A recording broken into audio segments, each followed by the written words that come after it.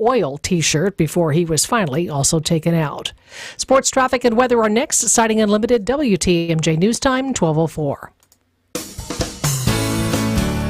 Hi folks, this is Hank Albert, owner of BBC Lighting. With the weather getting warmer, our prices get even hotter. When you visit our showroom, you'll see all the finest brands of lights and ceiling fans. BBC is Wisconsin's largest supplier to new home builders, contractors, and designers. And we display all the famous brands such as Visual Comfort, Tech, Hubbard & Forge, and hundreds more. Our prices are the lowest. I guarantee it. There's something for everyone at BBC, including fun for the kids and our famous free popcorn. BBC is open Monday through Friday from 9 to 5 and on Saturday from 10 to 4. We are located at 20th and St. Paul Avenue, across from Sobelman's and Bachman Furniture, all near the Potawatomi Casino. Stay safe and healthy, my friends.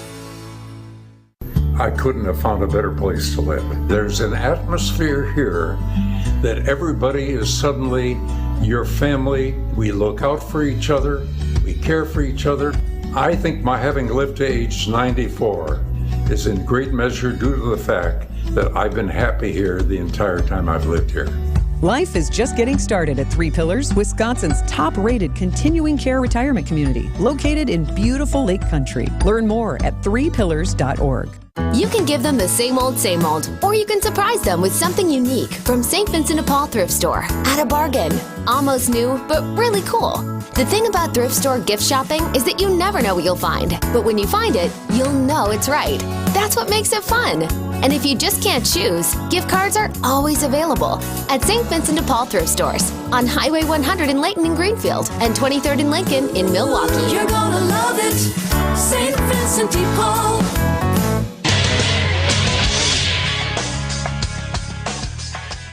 The Brewers and Cubs teed up once again at AmFam Field tonight. Milwaukee rallied to win Game 1 of the series. Chicago hung on to take Game 2 on the 4th of July. Justin Steele against Adrian Hauser. That's your pitching matchup tonight. Listen to the contest here on 620 WTMJ with pregame kicking things off at 6:35. Shams Charania reporting that Giannis underwent a cleanup procedure on his knee 2 weeks ago, and he's listed as uncertain for FIBA World Cup play on Team Greece. And Joey Chestnut is once again your hot dog eating champion. His 16th title in the last 17 tries. 62 hot dogs in 10 minutes. That's over 18,000 calories consumed. I'm Bob Brainerd, WTMJ Sports. Take a look at your roads with your Johnson & Sons Paving Time Saver traffic. We are still slow and go. I-43 southbound from Brown Deer Road to downtown, usually about an 11-minute drive. It's going to take you about 17 minutes. 94 northbound from Layton Avenue to the Market Interchange, running a typical 6. 94 inbound from Highway 16 to the Zoo, a 10-minute drive, and the Zoo into downtown, about 5 minutes this afternoon. Traffic is brought to you by Crest Cadillac. Find them at crestcadillac.com. Crest Cadillac of Brookfield, located on Capitol Drive, just west of Interstate 41. Discover Crest Cadillac at crestcadillac.com. A WTMJ 5-day forecast. Showers and storms likely today. Highs 88 to 91 inland. Those showers should gradually end tonight with a low 65. Maybe a shower tomorrow morning with a high of 75. Friday, mostly sunny, high 76. Saturday, partly cloudy, a slight chance of rain. High Saturday, 78. And Sunday, mostly sunny skies with a high of 80 degrees. Right now in Madison, 86. Green Bay, 81. Milwaukee, we're at 89 degrees. I'm Connie Weber. Sighting Unlimited, WTMJ News Time coming up on 12:08. Live from the Annex Wealth Management Studios at the Avenue, it's the Jeff Wagner Show. Come join the conversation on the Old National Bank talk and text line at 855-616-1620. Old National Bank. Get old. Now, here's WTMJ's Jeff Wagner. Good afternoon, Wisconsin. Welcome to the show. So very glad to have you with us. I hope you had a safe and enjoyable 4th of July holiday. I know for a lot of people it was a long weekend, started like Friday afternoon. And matter of fact, judging from what the roads looked like on Friday afternoon, my guess is a lot of people took Friday off, Saturday, Sunday, Monday, Tuesday. Now it's one of those things as people try to ease back to work. but I hope you had an enjoyable time. The weather largely cooperated. Yesterday, we were at a 4th of July celebration, and it's interesting how you learn things about people. So we were at some very dear friends of ours' house. They have a house on Little Cedar Lake, and we were sitting around talking, and somehow the conversation turned to nicknames, and I don't quite understand how that was. But one of my friends who I've known through my wife for a number of years now, they were talking about nicknames, and he said, "Yeah, back in the CD day, back in the CB days, and there was a time when people had like the CB radios. I don't think they still necessarily do that, but the truck drivers were there, and it was the time of the movies like Convoy and things like that." He said, "Yeah, he was telling me what his CB handle was, and I have to say this: you could have given me 1,000 guesses." And I would never guess that my particular friend went by the CB handle of Roach Clip. And I'm like, Roach Clip? Now, do you know, Samantha, what a Roach Clip is? You do, yeah. Okay. I mean, it has its throwback to the days of the '60s and stuff. When for those of you who do not know, you would have like the marijuana cigarettes, so I'm told, and when it would burn down to the very near end, it's like a Roach Clip would be like a tweezers that you could hold up there. So I'm thinking about my friend. I was going to, okay, why did you call yourself, or why did people call you Roach Clip? And then he kind of went off into this explanation that was actually something different than you might think. But from that moment on, I said, you realize where we've gone now. I am not referring to you for the rest of your life or my life as anything other than Roach Clip. So you do learn different things about it. That was my big takeaway from the 4th of July and things like that. Hey, one of the big takeaways on a serious note is the out of control level of crime and violence around here continues unabated. Like the old pinball machines where you'd sit there and you'd have the score that would just rack up and roll and roll and roll. Well, that's how it is with shootings in Milwaukee. So last night, as I was sitting down, I was starting to do the early preparation for this show. I was trying to keep track of all the different shootings that had occurred from like last Friday night through at the time that I was getting ready to do the show last night on the 4th of July. Here's, for example, the headline on Fox 6. Now, this is as of 4 p.m. yesterday. 15 shot in Milwaukee in 4 days. Bloodshed on the streets. Milwaukee police said 15 people were shot in 4 days. 4 of them were killed as the month of July got off to a violent start. And then it goes through the different listings of the different shootings that you would have. And it's almost, really, it's like going to a baseball game. You can't tell the players without a scorecard. There are so many of these different shootings around that you cannot keep track of them. So again, this is as of 4 o'clock yesterday. Let's see, I'll give you a couple examples. 30-year-old man shot and injured near 76th and Silver Spring.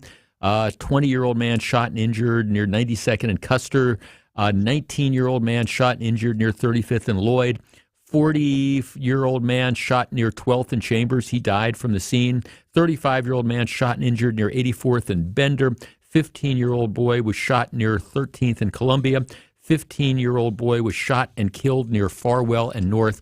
That murder was after the July 3rd fireworks. No one in custody for any of these incidents. So 4 shootings, 1 killed under 90 minutes on Monday. So this is, as of 4 o'clock last night, the total was 4 murders, 15 shootings. All right, so I was basing my comments on that. Get up this morning, pull up the website, today's TMJ4. Since then, you've got 5 injured, 1 killed in separate overnight shootings. So this is last night. This is after that story was printed. 16-year-old boy was shot and killed Tuesday night. 4 people ranging from 19 to 49 years old were injured, overnight. According to police, first shooting overnight was fatal, involved a 16-year-old boy. Then the rest of the shootings were non-fatal and involved victims ranging from 19 to 49 years old. So it goes on. Now, if you want to correct my math, that's fine. By my count, you've got 20 people shot. You've got, of those 20 people that are shot, you've got 5 that are dead, including teenagers. So if I'm miscounting one, so maybe it was 18 or 19, it could very well be 23 or 24. But you get the idea. Violence continues to be out of control. One shooting after another, after another, after another. Meanwhile, the mayor of Milwaukee, who I think is well-intentioned. I think Cavalier Johnson is very, very well-intentioned. But the problem is, I don't think they have a clue as to what to do. His comments after at least the first batch of shootings was, he is appropriately, appalled by this, and there's no question about it. But then this is what he says. On the whole, I think that large events are safe. We're about to have a wonderful parade down here in Bayview and go across the city to a number of different 4th of July celebrations all across Milwaukee. And in those events in the past, and like this one here, I am certain will be safe, family-friendly, and fun, and we want people to come out and enjoy them. Okay, so he's saying, I think, basically like these large events are safe. Our number is 855-616-1620. That is the Old National Bank talk and text line. Now, I think you can make an argument that the larger events, the parades, the fireworks, are by and large safer than, say, the events where there's not a huge police presence. But using the phrase safe in connection with most of the goings-on in the city of Milwaukee, I don't see how you can do that. 20 shootings over the course of the last couple days, 5 murders. Yeah, would I say, okay, don't go to the lakefront fireworks? Well, no, but there's a huge police presence there. Stuff can happen, but there's a lot of cops there. There's a lot of people there to keep stuff under control. The real danger is just, again, once the police leave and people are left to their own devices. But when we talk about safe, I just don't see how you can use that word in connection with the streets of Milwaukee this summer. Am I wrong? 855-616-1620. We discuss in a moment. More Jeff Wagner right after this. Hey, Greg, give me another broad. John, be nice. We're representing WTMJ at Summerfest. Sandy, I've been playing bags in the Gruber Law Office's Sport Zone for hours. I need fuel before we head to the Pello Windows and Doors of Wisconsin Mobile Studios. I should probably take this. Hello, this is John. Oh, we're doing this interview. Oh, shoot. We'll be right there. All right, John, here's that broad. No time. Greg, we got to get going. You're welcome. Hear Wisconsin's afternoon news live at Summerfest on WTMJ. Now, about your house. Eric Brown is the president of Siding Unlimited, your contractor for new windows, roofing, siding, decks, and a whole lot more. He knows about your house. So what do you know, Eric? Watch out. That old deck might cost you more than a weekend of upkeep, painting, staining, or replacing old boards. That old deck on the surface may look awful and quite embarrassing in your pictures. Beyond the surface, that old deck could be a potential hazard waiting to happen. There are many inspection points to know if your deck is ready to support your family and friends for the weekend party, or if you've lost trust and need to replace before the big problems happen to you. Many old decks on single-family homes were built by the weekend warrior or the know-it-all do-it-yourselfer. These are weekend projects rushed to be finished by the Sunday evening deadline, maybe even built with a couple cases of beer nearby. Often steps are skipped, process is lost, or even material looked over to finish the job before work on Monday. We find when replacing these types of decks, they were never securely put together to begin with, resulting in the high risk of failure. Not my deck, people say. We use the right stuff. Meanwhile, they never secured or poorly secured the ledger board to the house, didn't use enough or the right hangers, had the wrong lumber to support the size of the deck, or just plain did a bad job. All of which can result in trip hazards, flashing issues, or worse, problems supporting the weight load of your loved ones. As you entertain your family and friends, be proud of how beautiful your deck looks, as well as how you can show off the cool inspection report knowing everyone is safe because your deck was built by the right people. Eric and his crews at Siding Unlimited are your go-to contractor here for outdoor decks. Also replacement windows, roofing, and of course siding. Take the next step. Check them out at sidingunlimited.com. Siding Unlimited, siding and a whole lot more. Back for more. Here's WTMJ's Jeff Wagner. Now, let's be clear here. I think there is a disconnect. As I said a couple minutes ago, and some of the people on the Twitter who are sending us tweets go, well, or on the text line, well, you said come down to Summerfest. Yeah, I think by and large, the large events around here are safe. I mean, Summerfest is, we've been down there, I think every weekday so far. I'll be back day after tomorrow. Every week, the Summerfest environment is very safe. But, of course, you've got metal detectors. You've got a huge security presence that's there. Yeah, I wouldn't say don't go to Summerfest. Wouldn't say don't go to State Fair.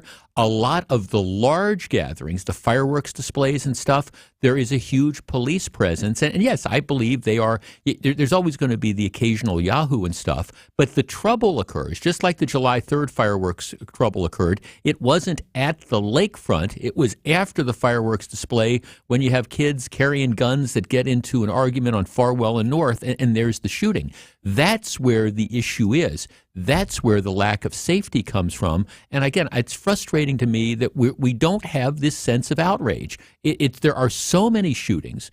There are so many homicides that you can't even keep track of them. Again, it's like the pinball machine. Oh, here's another 3, here's another 4. And all the times we get the same sort of rhetoric, the rhetoric which is, well, we need to do more to convince young people not to shoot each other. Well, okay, I'm with that.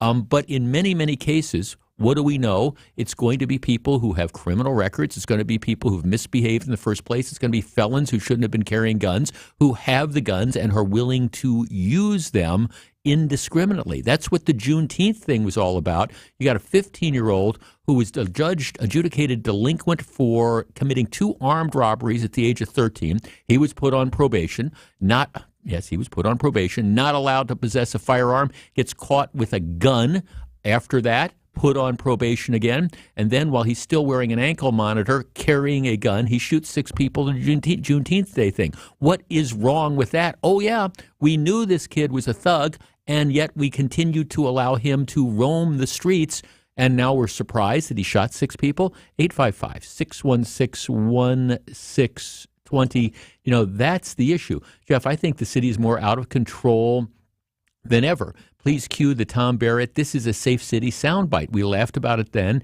and now it's the good old days when things weren't so bad. The mayor needs to forward a plan rather than downplaying all the violence. I think that's it. Jeff, I live in Tosa, love Milwaukee. I'm not moving out and giving up, but words don't work anymore. Only consequences will.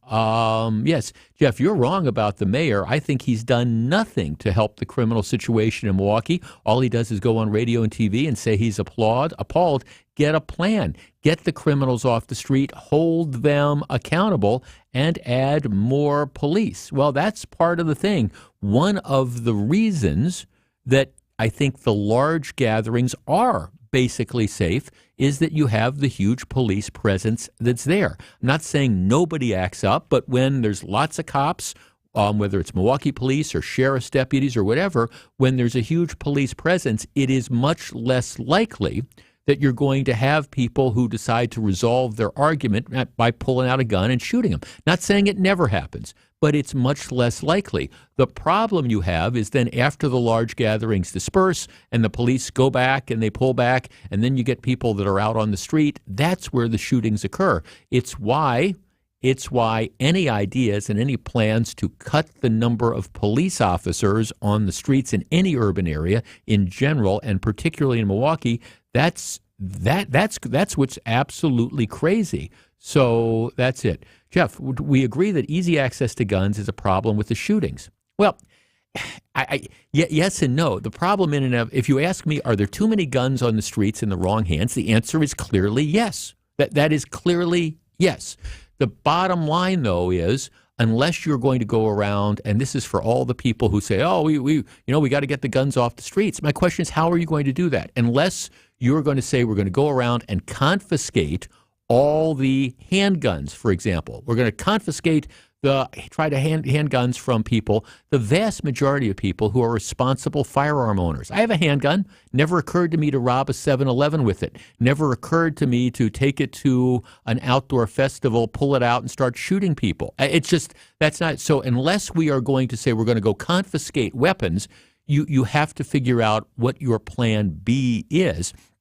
And plan B, to me, is focusing on the people who are not, first of all, legally allowed to carry weapons. Let's start with that. Let's start with the 15-year-old who's a judge adjudicated delinquent after committing multiple armed robberies. Let's start with the multiple felon who is carrying the gun and pulls out a shooting. Now, I will be curious to see, but I want you to think of a number. So we started off this program, 20 different shootings at least, and 5 people dead, but 20 different shootings over the course of the last couple days. Now, think this through. What number, let us assume they can solve them all. And the truth is, unfortunately, they're not going to be able to solve them all. But just think of a number. Of those 20 people who shot someone, what percentage of those do you think were legally allowed to carry firearms? Now, forget the fact that you're not legally allowed to shoot anybody, but I mean, my guess is I would go out on a limb and say 80%. 80% of the shootings were committed by people who were not legally allowed to carry firearms in the first place, whether it's because they're a felon or whatever. Now, maybe that's high, maybe that's low, but my guess is I would say at least 16 of those 20 shootings were committed by people who weren't legally allowed to have guns. So, all right, we can talk about, well, let's go try to confiscate guns from people in West Bend who aren't running the streets and shooting up or shooting people, or do we want to concentrate on, what can we do with the crime guns? What can we do with the people who aren't legally allowed to have guns in the first place? How do we hold them accountable? And I was telling the story on Monday's program when we were doing the show, and I know that there's a couple bureaucrats / elected officials who hear me say that, and they say, well, doesn't he realize we don't have any place to put them? So the alternative is we just turn dangerous people loose back out on the street wearing an ankle bracelet so at least we can track them when they shoot 6 people. No, I mean, if we need more space to put dangerous people, well, then let's build more prison space to house the dangerous people. I think society would rather have that than to punish people, than rather have, the car thefts that are going on and the carjackings and the sexual assaults and certainly the shooting. We've got to wake up and deal with crime, and we're doing a lousy job of that, period. Back with more in just a minute. This is Jeff Wagner. Don't go anywhere. Jeff Wagner is back right after this. Analyzing the best of the diamond from every degree. Brewers 360. Your comprehensive look at all things Brewers, on and off the field. Swing and a drive to right and deep. Get up! Hear from Brewers reporters, announcers, and members of the front office every morning on Wisconsin's Morning News at 7:45. It's Brewers 360, presented by Holiday Automotive and Outdoor Living Unlimited. What if you could build a 6-figure retirement income with almost half the money saved? You heard that right. Get a discount on your retirement, creating a 6-figure income with 40% less than traditional 401ks and mutual funds. Hi, I'm Mitch Lyons, best-selling author and executive producer of a new Hollywood documentary called The Baby Boomer Dilemma. In this film, economists and Nobel Prize-winning PhDs from Wharton, MIT, and Stanford share a strange concept I call the retirement discount. It gives you more retirement income with the same dollar saved, and your money is never at risk if the market crashes. That's right. If the market crashes 30%, you lose nothing. Even people who are on track have shifted money to this new strategy because it increases their retirement income or can allow them to stop working years sooner. So if you are over 50 and want a bigger, better retirement with less money, call to get a free copy of this brand new movie, 1-800-578-3535. This is a $30 value, but when you call today, you get it completely free, plus 2 hours of bonus behind-the-scenes footage. No credit card required. Call right now. 1-800-578-3535. That's 1-800-578-3535. Again, 1-800-578-3535. You're just going to have to live with it. That's what I told myself. And if you can believe it, that's what the doctors told me. Since Andy was a boy, he had health issues, which later we would find were primarily due to his trouble breathing. So for 36 years, Andy lived with about 85% blockage in his nose. He had to breathe through his mouth, because when he tried to breathe through his nose, it felt like he was being suffocated. It affected his sleep, his work life, and his ability to play sports. And he wasn't going to let it ruin his life anymore. So he came to Advent. As bad as it was, his problem required a simple solution. In-office balloon sinuplasty and turbinate reduction. Procedures you won't find offered by big box healthcare. This is Dr. Madan Kandula. It's definitely possible that your nasal breathing problems have a simple solution too. You can hear Andy's story in his own words at adventknowsandy.com and begin on your path to breathing well and living better. Results may vary. You're listening to Jeff Wagner on WTMJ.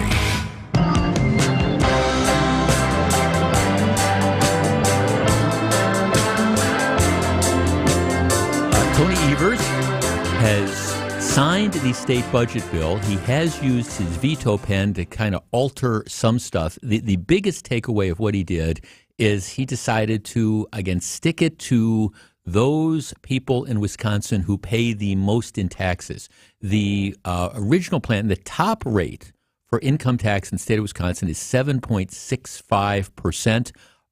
The plan that was passed by the legislature would reduce that rate to 6.5%, and Tony Evers decided that he was going to veto that. The plan would also have collapsed the second highest rate. It would have taken the second highest rate, which covers married filers who earn between $36,800 and $405,000, and reduced their taxes from 5.3% to 4.4%. He also vetoed that. So this, I think, in the name of, well, I don't want to give the higher income earners, I don't want to give them a break. And of course, those are the people that pay most of the taxes.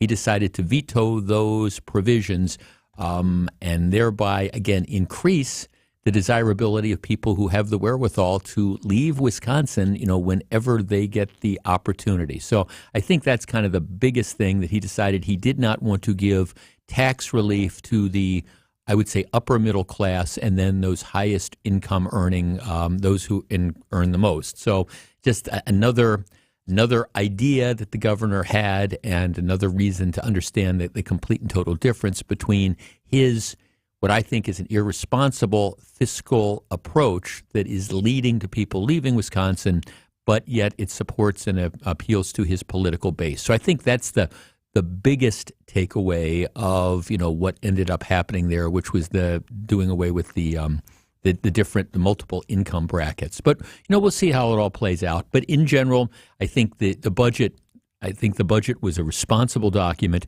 and even as it's finished up, I think still the state of Wisconsin is better off because the Republicans in the legislature did what they were going to do. Okay, WTMJ breaking news time is 12:31 p.m. From the WTMJ Breaking News Center, here's Connie Weber.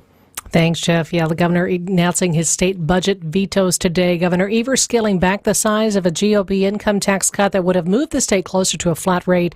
Also criticizing Republicans for cutting funding to higher education and child support. Travelers continue to see issues at airports as people start to head home after the holiday weekend. FlightAware reports there have been more than 1,500 flights delayed within, into, or out of the country today, about 100 canceled.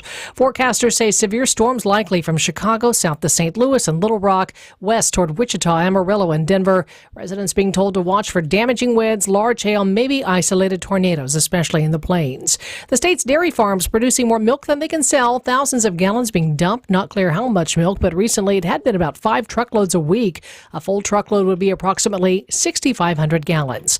Time for news about your money and the WTMJ Annex Wealth Management Market Update. The markets are still down. The Dow is down 133 points, the Nasdaq down 21, and the S&P 500 is off 8 points. Get on track with investment and retirement planning. Visit annexwealth.com and click the Get Started button today. Take a look at your roads with your Johnson & Sons Paving Time Saver traffic. We're still seeing those delays on I-43 southbound and northbound as well between downtown and Brown Deer Road. Those delays are about 18 to 20 minutes right now. Usually that's about an 11-minute drive again. I-43 northbound and southbound between downtown and Brown Deer Road. Delays up to about 20 minutes this afternoon.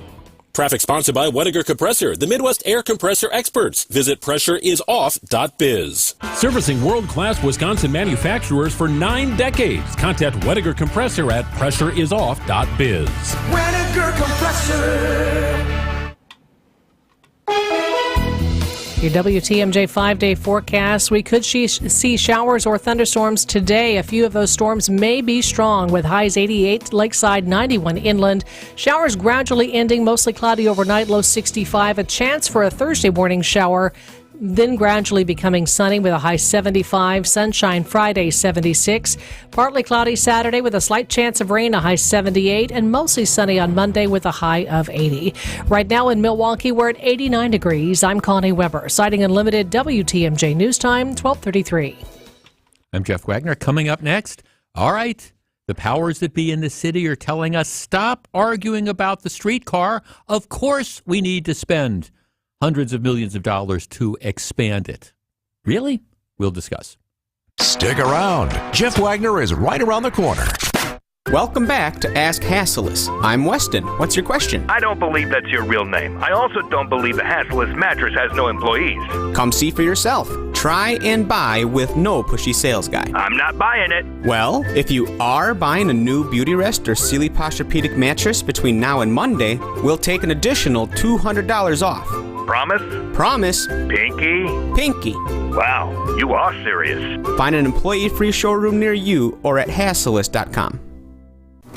The workplace has changed a lot thanks to technology, and more recently, the shift to a flexible or remote schedule.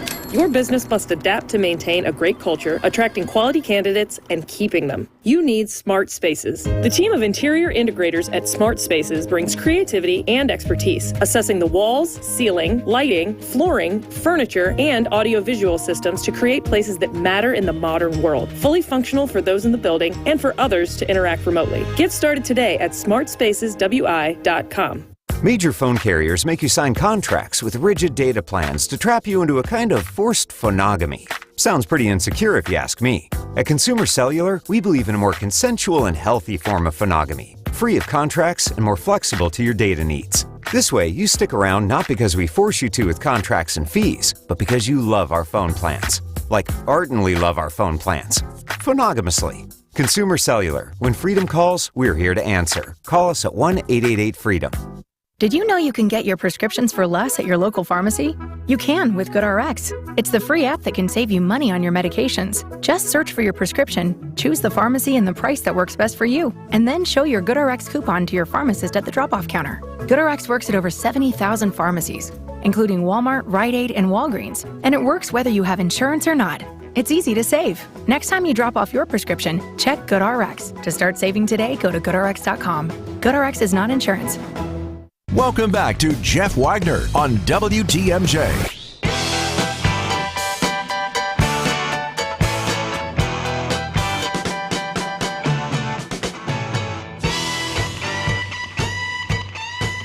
One of our texters was saying, can any of those line item vetoes be overridden? Well, the answer is that they could be, but you need a 2/3 majority in both the state Senate and in the state Assembly. And while Republicans are close to that, they're not there. So assuming all Democrats remain monolithic, you would not be able to get that 2/3 vote in the Assembly. And so you wouldn't be able to override any of these vetoes. That's just the reality. And nowadays, you don't have these profiles in courage. You don't have, for example, you're not going to have any Democrats at all, even some who might be in favor of, hey, let's have a more equitable tax system and let's give some of that money that we have in the surplus back to the people who actually paid it. You're not going to get the votes because you can't buck your party or anything like that. So it's possible they could be overridden, but very, very unlikely. Okay. One of the things that is in the budget is the fact that Milwaukee, the city of, will now be able to impose a 2.0% sales tax. Common Council has to vote for it, but it looks like that's pretty much of a done deal.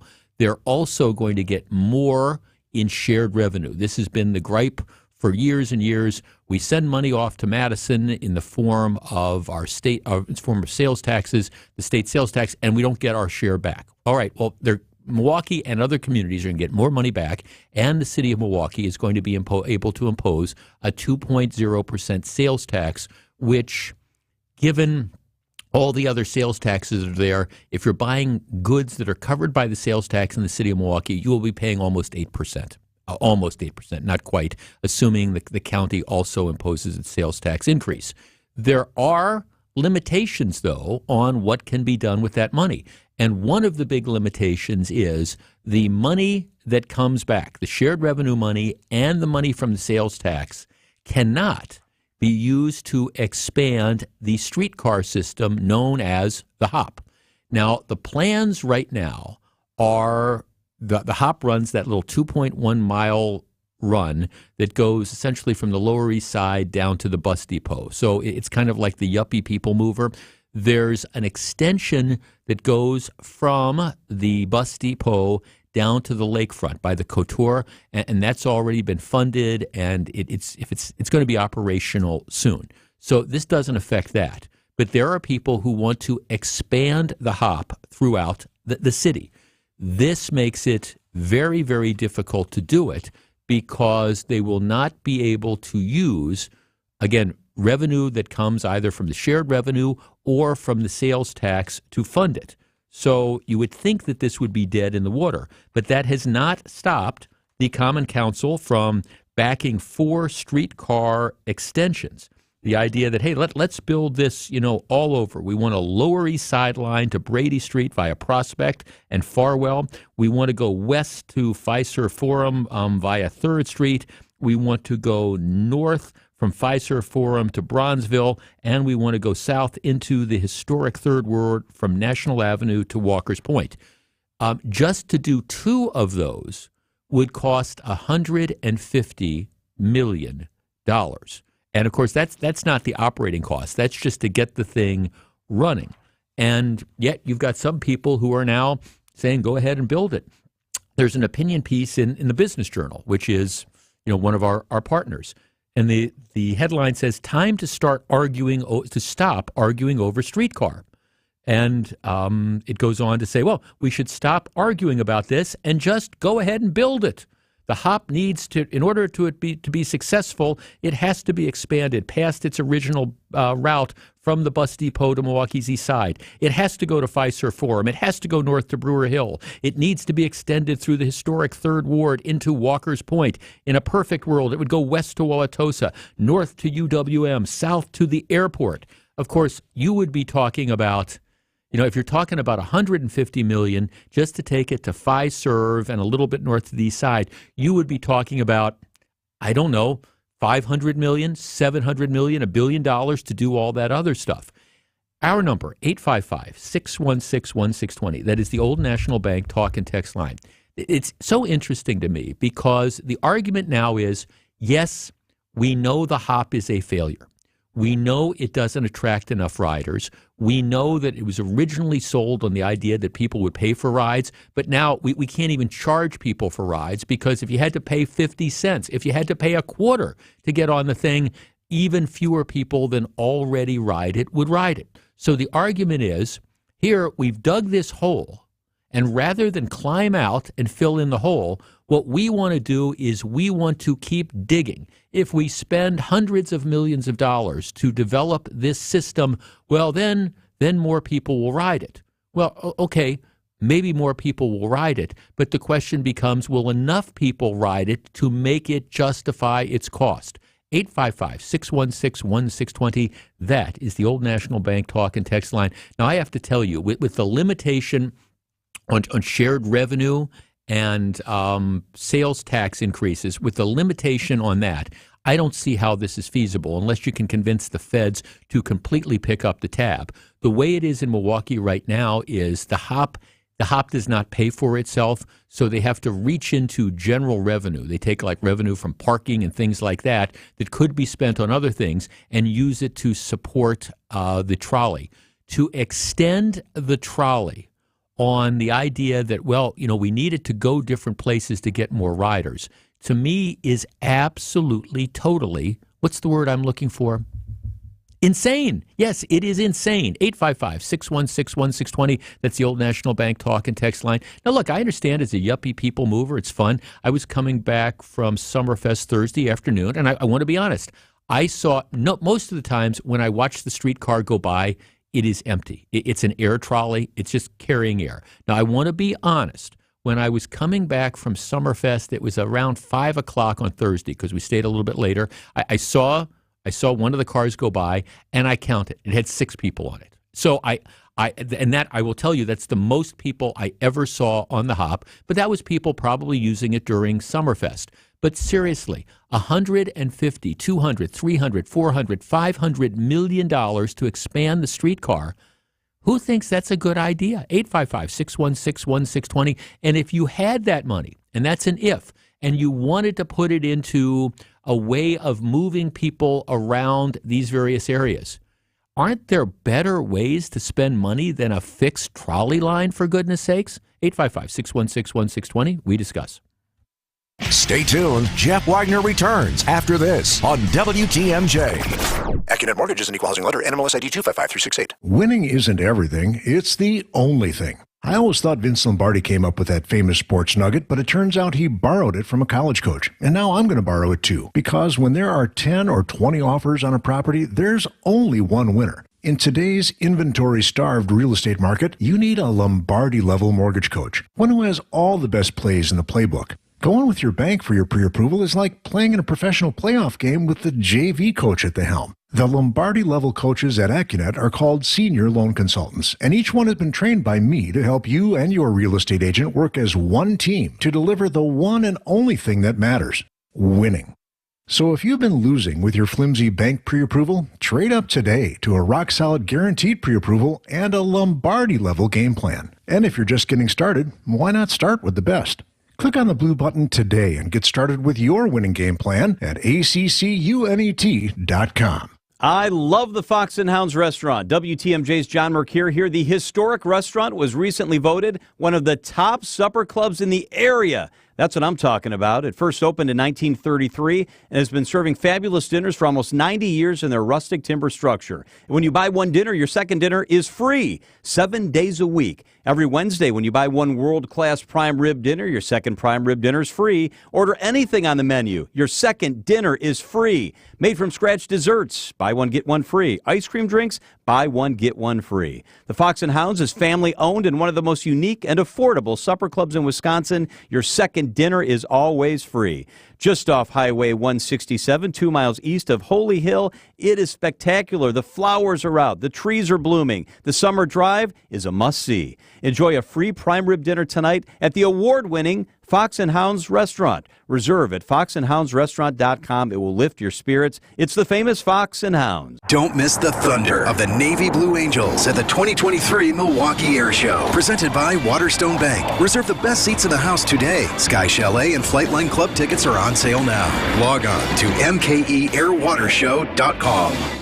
Cashback is not available on gas in New Jersey and Wisconsin. Hey, good morning. You're heading to the airport, right? Yep, thanks for checking. I like the car. How long have you been a rideshare driver? About 3 years now, but I really enjoy it. Isn't it hard to make money these days with the price of gas being so high? Not for me. I use Upside, the free app that gives you cash back for every gallon of gas you buy. Wait a minute. Are you saying you actually get real money back when you get gas with the Upside app? Yep, I get real cash back every time I get gas. Does that actually add up to anything? I'll make around $200 to $300. Wow, that's serious extra cash. I'm downloading the Upside app now. Download the free Upside app now to earn real cash back every time you buy gas. Use promo code LIMO for an extra 25 cents a gallon bonus on your first tank. You can cash out anytime right to your bank account, PayPal, or a gift card for Amazon and other brands. Just download the free Upside app and use promo code LIMO for a 25 cents a gallon bonus on your first tank. That's code LIMO.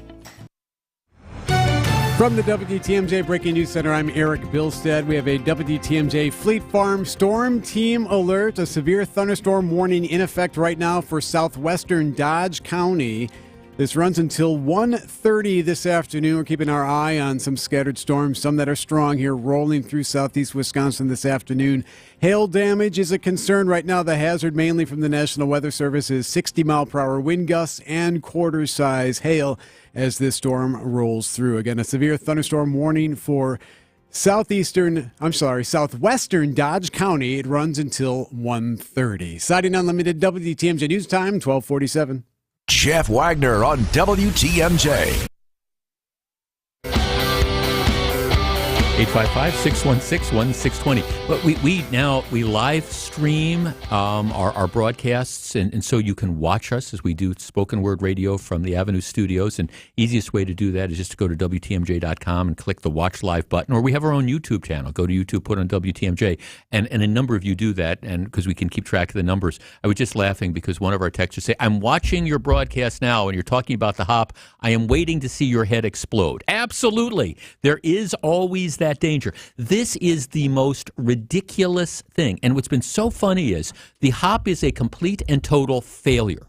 And rather than acknowledge that it is a failure, we have elected officials and others in the community saying, okay, it's not working now, but what we need to do is we need to take 150 more million or 200 or 300 or 400 or 500 million or whatever it costs, and we need to expand it. Because if we don't expand it, the reason it's a flop now is it doesn't go anywhere. So if we start expanding it, well, okay, whatever happened to buses? I mean, seriously, if you decided that we really need to improve, we wanted to offer rides from, I don't know, the bus depot down to Fiserv Forum.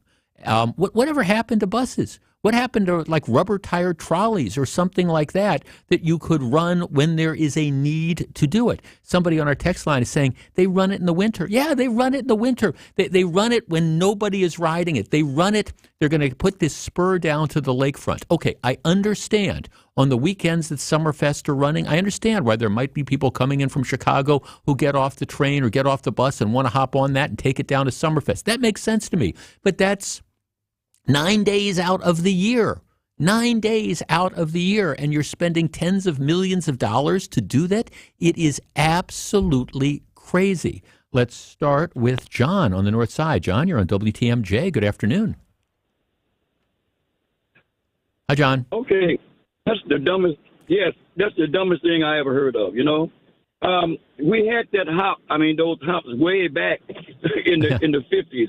It didn't work then. It's not going to work now. What made you think, give that money to the police department? Instead of threatening us with, we don't have enough money for police, we got to lay cops off, we got to lay off the fire department. No, we got money. If you can dig a hole deeper than that, man, get rid of that thing and be through with it. John, absolutely. I mean, thanks for calling. Think of how far, forget 150 million, which is what the newest thing would cost. Forget 150 million. Think of how far 30 million would go towards public safety. How many cops you could hire? Think of what you could do with that. But instead, we're going to invest it in this failed streetcar system, and we're going to expand the thing. And again, it's one of the things that just drives me crazy about this is when it was first pitched, it was, okay, we're going to have all this ridership. Those were always pie-in-the-sky numbers, but they were always based on the fact that people would pay. So it would become at least somewhat self-sustaining. At least the operating costs would be somewhat self-sustaining. Well, we don't charge anything because they know that nobody or almost nobody will ride it. One of our texters is saying that they go to work every day and they see it. They never, at the busiest times, they never see more than 4 or 5 people on it. And I think that's the case. There might be some people who live downtown or live on the hip and trendy east side who want to take it and use it. But in most cases, it's faster just to walk. I mean, that's just the reality of this. It's quicker to walk just to get where you're going, or it's quicker to take an Uber or something. Look, I understand this was Tom Barrett's, big idea. This was his big idea, and this worked in other communities. Well, okay, Milwaukee is different. If we had a more concentrated population, if it was a situation where you can't drive, you can't take Ubers, you can't get around, it might be a different dynamic. But that's not what the city of Milwaukee is. You do not need this, period. And if you do believe that there's a crying need for mass transit to run people, say, from the public market down on Water Street out to Fiserv Forum, my response would be, okay, let's use rubber-tired trolleys and let's put them on at those times when there's the business that's going to justify it. Why would you spend tens of millions of dollars building fixed tracks so that you can, again, take take an air trolley out to Fiserv when there's nothing going on. If you've got a Bucks playoff game someday in April and it's a Saturday afternoon, I get it. Have the rubber tire trolleys. You can buy and operate a lot of rubber tire trolleys that you can bring out of storage and put into effect whenever you need them and whenever the need justifies it. And by the way, you might be able to expand that. You've got State Fair coming on. Okay, so here's the deal. We want to make it easier for people to get out to State Fair. So let's bring some of those rubber tire trolleys out of storage and let's drive from the bus depot out to State Fair and drop people off during the 11 days that State Fair operates. Doesn't that make more sense than saying we're going to have these fixed lines that are going to run year-round when most people aren't going to use them? It's just so frustrating to me. And yes, it does make my head want to explode. Jeff, and they wonder why the city doesn't have any money. Here we go, raise the sales tax again to pay for that. Yes. Jeff, I think the Couture Spur makes sense year-round because it takes people to and from Northwestern Mutual, the Art Museum, Discovery World, and Betty Bryn. Plus, it was necessary to get HUD financing for the Couture, but beyond that, no more. Well, time will tell, but the truth of the matter is, if you're going to Northwestern Mutual, Betty Bryn is not going to be where it is anymore. They're going to move Betty Bryn. If you're going to Northwestern Mutual, you're not going to be taking that Couture Spur. You're not. You're going to be, you're going to be parking at Northwestern Mutual. So I don't think that that's a justification for it. But again, this idea, and it's what's really got me set off about this, is now you have all these people who it's just like, okay, we need to stop talking about this. We just need to build it. That's it. We need to build it. It's time to start arguing about this. Let's just take the money and let's spend it. And how dare those Republicans in the legislature tell us that we can't drop tens of millions or $100 millions of dollars in expanding it. So now we'll hope that the feds are going to come through. Well, the feds have said no time after time after time. And until Milwaukee, even if somehow somebody in Washington, D.C. says, okay, we'll give you more money to expand this failure, even if somebody ends up saying that, then people have to ask this hard question about how are we going to pay operating expenses? And is it really the best use of money coming out of the already strapped City of Milwaukee budget to finance trolleys that move very few people through a very, very limited space? Just asking. Back with more in just a minute. This is Jeff Wagner, WTMJ. More Jeff Wagner right after this. Stay in touch. You can reach us on the Old National Bank talk and text line at 855-616-1620. Old National Bank. Get old. Hey, boaters! Some call them oddball parts, but we call them a huge part of our inventory. Dave Doro here from Kendor Marine. With thousands of boat parts and supplies stacked right here in our store, you won't have to look elsewhere. If you need it, chances are we got it, along with expert advice to get your job done right. Hey, boaters in the know exactly where to go. Kendor Marine, 57th and Ryan Road in Franklin. Hey, boaters! Cruise to Kendor Marine. We got everything you need but the water. KendorMarine.com. Hey, boaters!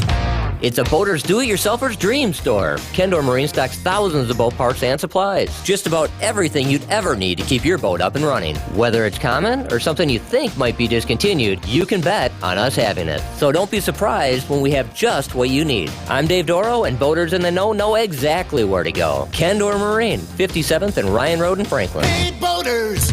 Cruise to Kendor Marine. We got everything you need but the water. KendorMarine.com. For 60 years, RAID scientists have worked to protect people around the world, including the ones you love most. RAID, protection for all.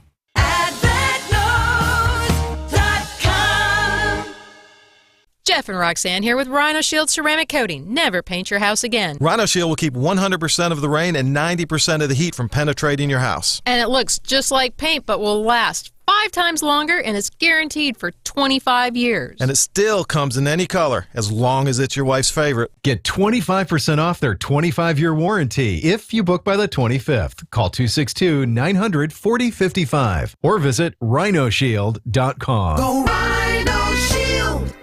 If you're like me, you always like to add a little something new to the wardrobe. But when money's tight, it makes it harder. And that's why you shop at St. Vincent de Paul for a terrific selection of women's clothing at thrift store prices. Brand names, too, with a selection that's always up to date and looking great. You're going to find something cute at the right price, and you're going to love it. St. Vincent de Paul thrift stores on Highway 100 in Layton and Greenfield, and 23rd and Lincoln in Milwaukee.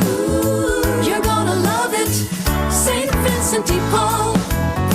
WTMJ, W277CV, and WKTI HD2 Milwaukee from the Annex Wealth Management Studios. This is News Radio WTMJ, a Good Karma brand station. Jeff Wagner on WTMJ. Here's a text. Jeff, this is definitely not a if you build it, they will come story, talking about expanding the streetcar. It's a lost cause. That funding should be channeled into either standard buses, which are more usable to a broader demographic. Amen. I mean, actually, amen.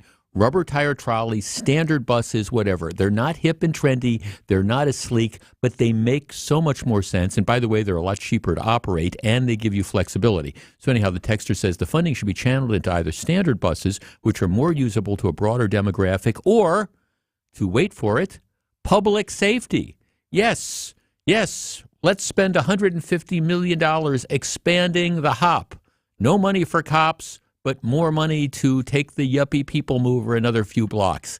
And you wonder why things are screwed up around here. When we come back, the controversy about Rainbow Land continues. Don't go anywhere. Stay tuned. Jeff Wagner returns after this on WTMJ. Wisconsin, are you ready to rally? Be sure to make plans to stop by Wisconsin Harley-Davidson in Oconomowoc during the 120th Homecoming Festival, July 13th through the 16th, with 45 vendors, 23 bands, and of course Harley-Davidsons. You won't want to miss this anniversary. Whether you ride or not, there's always something for everyone at Wisconsin Harley-Davidson. For more info, like and follow them on Facebook, Instagram, and online at WISHD.com. Wisconsin Harley-Davidson, your destination dealer. Gear up for a can't-miss week of summer baseball as the Brewers battle NL Central foes in the Cubs and Reds. Monday, July 3rd through Sunday, July 9th. It's a 4th of July week stacked with Brewers action. 2 divisional matchups and fun for the whole family with kids and seniors days. Plus Sesame Street Day at the ballpark on Saturday the 8th. Get your seats at brewers.com/promotions. Alleviate your pain, rejuvenate your life. Rejuvenex.com.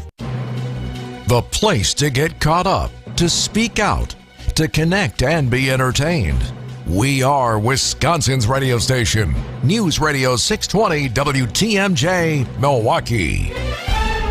1 o'clock, we have 85 degrees in Milwaukee. From the WTMJ Breaking News Center, I'm Connie Weber. A WTMJ Fleet Farm storm alert. A severe thunderstorm warning is in effect for Dodge County till 1:30. Storm Team 4 meteorologist Kristen Kershane tracking this storm. Quite a few lightning strikes, certainly some heavy rain, but it looks like the main concern with this storm is going to end up being some hail. So from Columbus out towards Otsego, back towards York, this is the area under that severe thunderstorm warning. This storm is moving pretty slowly off to the east and the northeast. Along with hail, there are 60-mile-per-hour wind gusts. Strong storms expected to roll through southeast Wisconsin all afternoon. We'll keep you up to date right here on WTMJ. Governor Evers scaling back the size of a GOP income tax cut that would have moved the state closer to a flat rate. Evers announced his state budget vetoes today, criticizing Republicans for cutting funding to higher education and child support. They did so while providing no real justifications, any kind of substantive debate, or any meaningful alternative. That decision is, to put it simply, is an abdication of duty. Republicans proposing tapping nearly half the state's projected $7 billion budget surplus to cut income taxes across the board by $3.5 billion. Evers reduced the size of the cut to $800 million by doing away with rate reductions for the 2 highest brackets. A Trump-appointed judge in Louisiana blocking the Biden administration from urging social media companies to address misinformation on their platforms. The judge making the ruling after attorneys general from Louisiana and Missouri sued the White House, claiming they pressured social media companies to address posts about COVID-19 vaccines and the 2020 election results. More from ABC's Rachel Scott. The judge appointed by former President Donald Trump calling it, quote, a massive attack against free speech and, quote, targeted suppression of conservative ideas. Now, this is far from over. The White House insists that these platforms make their decisions independently. And for the administration, they say their priority is always security and safety. The Department of Justice is now reviewing this case and evaluating its options going forward. Today, one of the busiest travel days of the year, as many Americans are heading home from their long 4th of July holiday weekends. At airports, things are looking exceptionally good today compared to almost every day of the past week as United suffered scheduling problems because of thunderstorms and rain at its hubs in Newark, Chicago, and Denver. Today, much of that has cleared out. United has only about 30 canceled flights today, although that is still the most of any U.S. airline. And on the roads, 43 million Americans who drove on a trip are packing up and heading home, a 4% jump from the previous record set in 2019. Either way you travel, it's busy. Alex Stone, EBC News. Speaking of travel, a major construction project moves into its next phase in Brookfield. 94 at Moreland is getting rebuilt, specifically the 94 westbound off-ramp to Moreland northbound. Starting this week, that ramp will be closed until late fall of this year. They're repaving the whole area, so they'll have some long-term lane closures as well on Moreland and some overnight closures. Keep in mind, they'll be trying to maintain at least one lane of traffic in each direction on Moreland throughout the project. Debbie Lotziga, WTMJ News. Employers across the city and nationwide working to bring their staff back to the workplace full-time, but many aren't buying it. Editor-in-chief of the Milwaukee Business Journal, Mark Cass, says the 5 days in the office may be over. You see more and more companies are making it mandatory for 3 days a week. That's their standard. Some are doing 4 days. There are very few companies who are doing 5, other than for employees who have to be there. I've often talked about Fridays in Milwaukee being slow. They are painfully slow nowadays. And from all the national and local people I've talked to, Friday's never coming back. Sports, traffic, and weather are next. Sighting Unlimited, WTMJ News Time, 104. This report sponsored by Mr. Holland's Heating and Air Conditioning. Visit MrHollandsHeatingandAir.com. My buddy Gus can down 4 brats in 2.7 minutes. What's the hurry? Why inhale a packed plate of cured pork when you can take your time to do it right and savor every bite? It makes me proud of the work we do at Mr. Holland's Home Services. When we make a house call, we won't guss up the service by racing through the repair. We take our time and do it right the first time, so you can savor every morsel of total home comfort.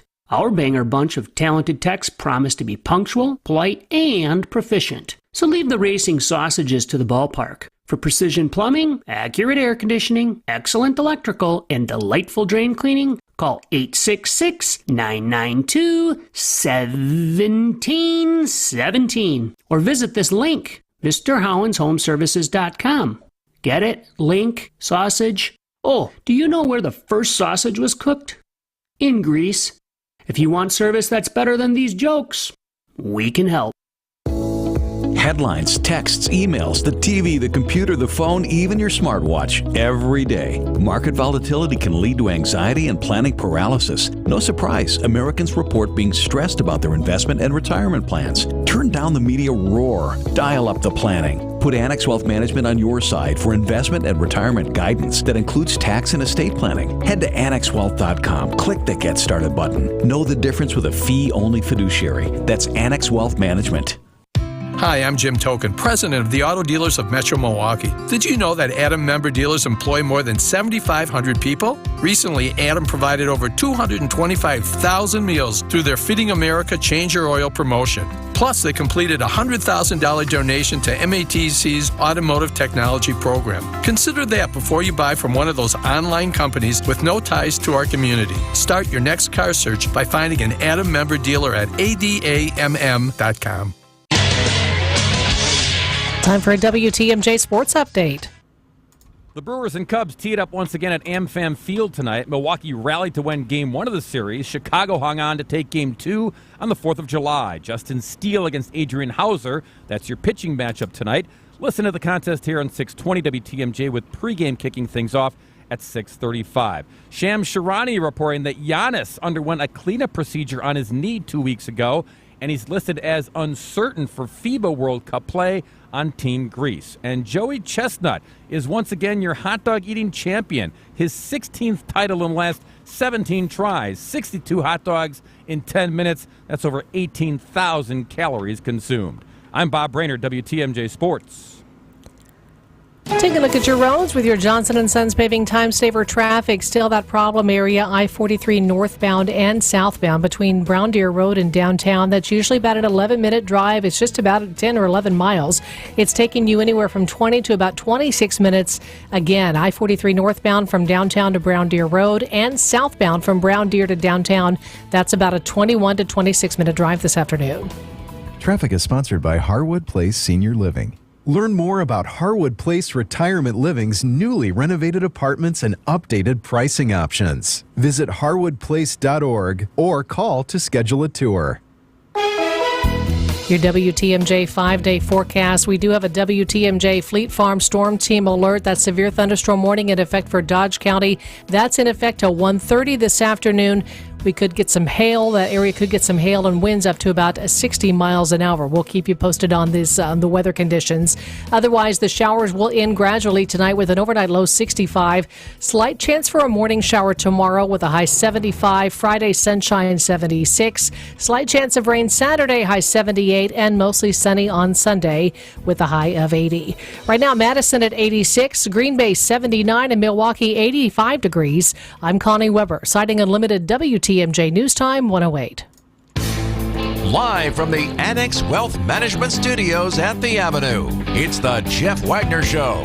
Now, here's WTMJ's Jeff Wagner. Good afternoon, Wisconsin. Welcome back to the show. We've got some severe weather in the area, and we'll continue to keep you updated. What's going on is I don't play a meteorologist on the radio, but what's going on is it's hot and it's humid, and you have a cold front that's sort of moving through the area, and what you're seeing is there are pop-up showers and storms that are appearing, and some of them get intense really, really fast. And so we're kind of watching those. And my guess is this is going to be happening all afternoon until the cooler fronts moves through. So we'll continue to keep you updated about this. And again, it looks to me like there's not like a solid line really. There's just like localized storms. But of course, if you're in the path of one of these localized storms, it is a big deal. All right, every 4th of July, there is an event which I confess I do not understand, I don't get, and I'm actually kind of disgusted by it. You know what that would be, Samantha? It's this hot dog eating contest. To me, it is quintessentially American, and it is quintessentially why people hate Americans. It's an exercise in gluttony. For those of you who haven't followed this, the all-time hot dog eating champion is this guy named Joey Chestnut, who just won his 16th. He wins the 16th Nathan's famous hot dog eating contest. He wins year after year after year. He ate 60 hot dogs, including buns. Actually, 62. Ate 62 hot dogs in 10 minutes. 62 hot dogs in 10 minutes. Now, you pretty much what he does is you just kind of like swallow these things whole. There's a women's competition as well.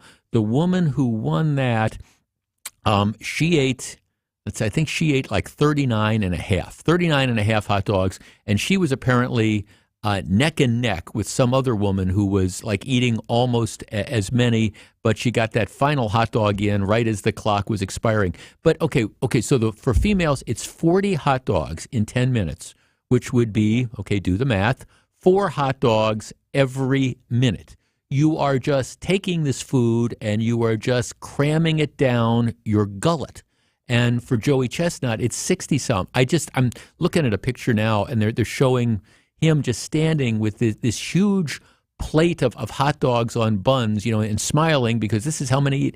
There's things that I understand why people are fascinated with it, even though I wouldn't do myself. But this is one I do not understand the fascination in essentially being a glutton and being a pig. That's now obviously you have to train yourself somehow to be able to do this. But of all the different things that you think you could train yourself to do, swallowing hot dogs largely whole to see how many you can eat, how fast, no, thank you. And they do this. They do it every year.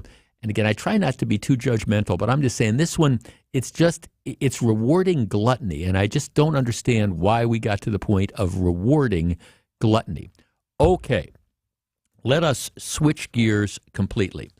This might be one of these situations where everybody's wrong. Sometimes you get the situations where everybody's right. This might be one where everybody is wrong. Back in, what was it, March, you had the teacher, the first grade teacher, who wanted to have her classroom perform Rainbow Land, the song by Miley Cyrus and Dolly Parton, wanted to have and perform that as part of a school concert. And the school district in Waukesha, which is very, very attuned to all the issues that have arisen as a result of pushing some of these agenda sort of things. And Waukesha is one of these schools that is trying to get politics out of the classroom. And so they're very, very conscious about the rules that people can follow and all. And so the first grade teacher, her name is Melissa Temple, she wants to have the kids do this performance of Rainbow Land. And as we talked about at the time, I don't understand what the big deal about this is. I think, and I said this at the time, I think the school district was wrong in deciding that this first grade class couldn't perform Rainbow Land. I understand that you can look at some of these lyrics and you can interpret this song as being an LGBTQ anthem or something like that. But it's also, rainbows are like unicorns and stuff like that. I don't think it's inherently political. I think the school district was wrong and overreacted when they said you can't perform this. So let me put that out at the beginning. I think the school district was wrong. I think they created an unnecessary controversy in picking a fight that really didn't need to be picked. All right, so I think they were wrong. I have now said that. Having said that, I think the school district was wrong. There are ways, if you are an employee, that you deal with decisions. For example, if there is something, I work for Good Karma Brands Broadcasting. If Good Karma, let's say they are going to do something, and I have a grievance or I have an issue with something that they are going to do. Just like you have an issue with your workplace. You disagree with something. Well, chances are there are procedures that are set forth that you are supposed to follow. You go to your immediate manager, you raise this issue. If you don't like the decision your manager makes, maybe there's an appeal process or whatever. But you have an internal appeals process. And at the end of the day, it's the company that decides how they are going to implement their rules. And that's how it works here. That's how it works everywhere that I have worked in my entire adult life. And my guess is that's how it works at your place of business. They pass this rule, you don't like it. You think, hey, that's dumb that I can't do this or that or whatever. So you say, hey, I think I should be able to do this. You work your way up the ladder. All right, what happens then is once your company, though, has made the decision, if you decide, you know what, my company just told me that I can't do X, Y, or Z, and I think it's just a dumb decision.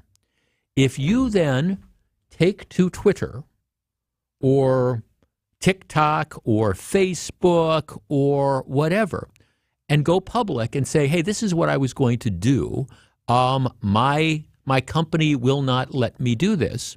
All right, and your purpose in doing that is to try to embarrass your company.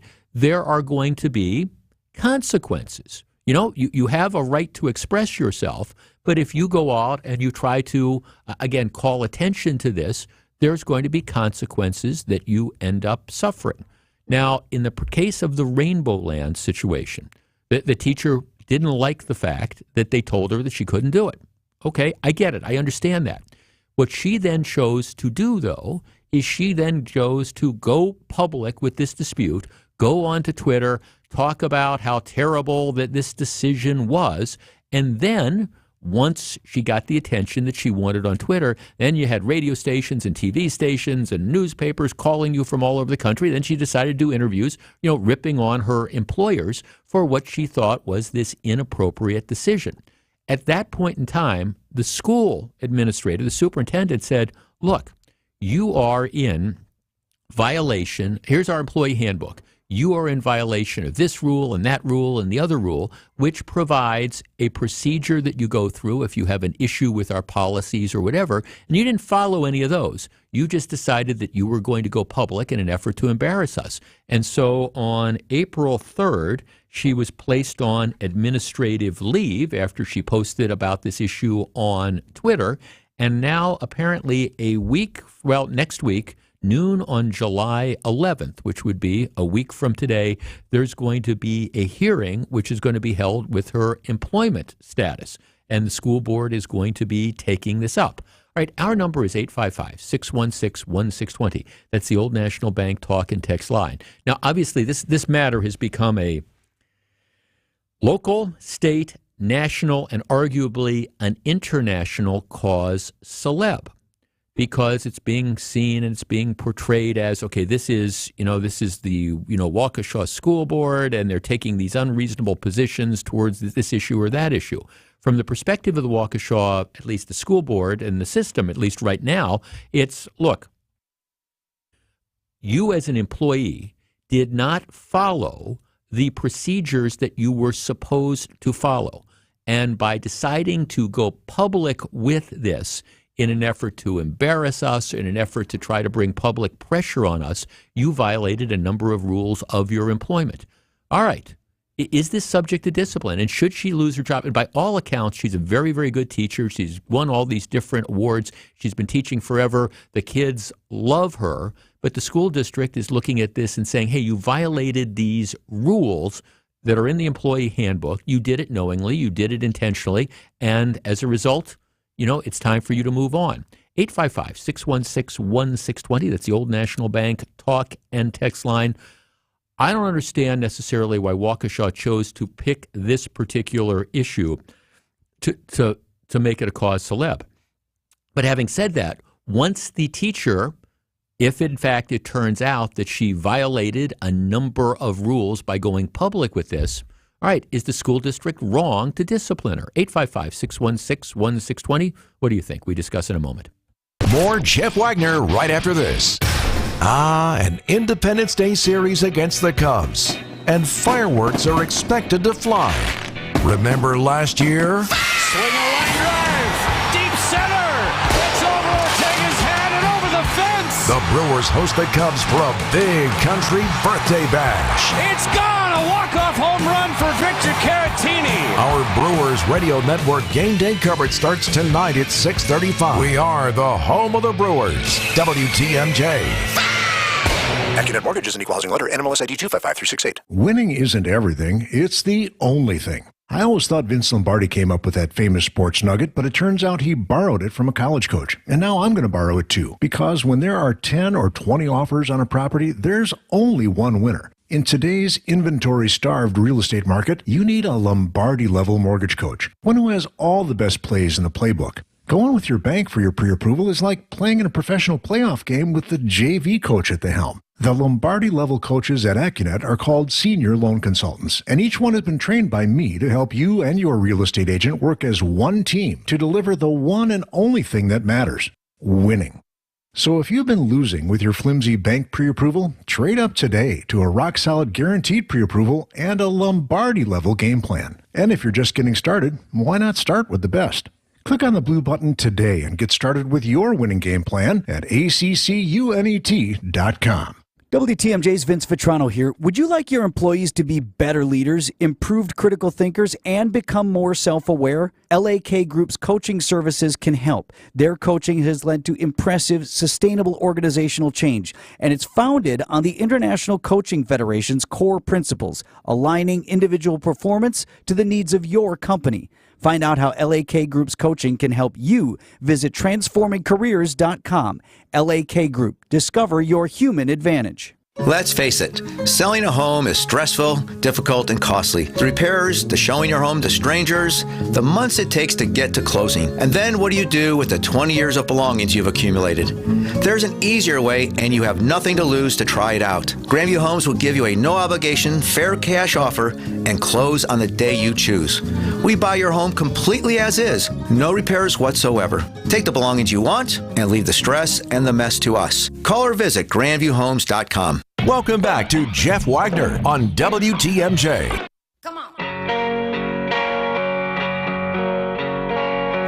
Living in a rainbow land where everything goes as planned, and I smile 'cause I know if we tried, we could really make a difference in this world.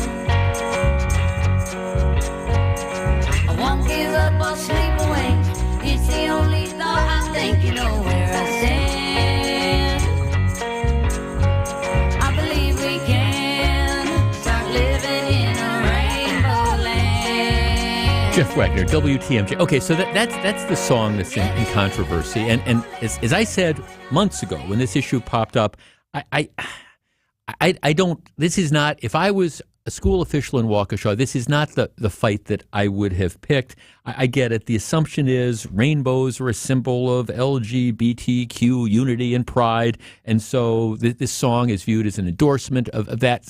But it's also, it's kind of a pleasant song, you know, and it's just, you know, you can, I don't think that the first grade kids that were singing this were necessarily viewing this as an endorsement of, you know, that particular issue. So I would have let this go. I think the school district was wrong in overreacting. Some of you might disagree with me and say, oh, rainbows are political now.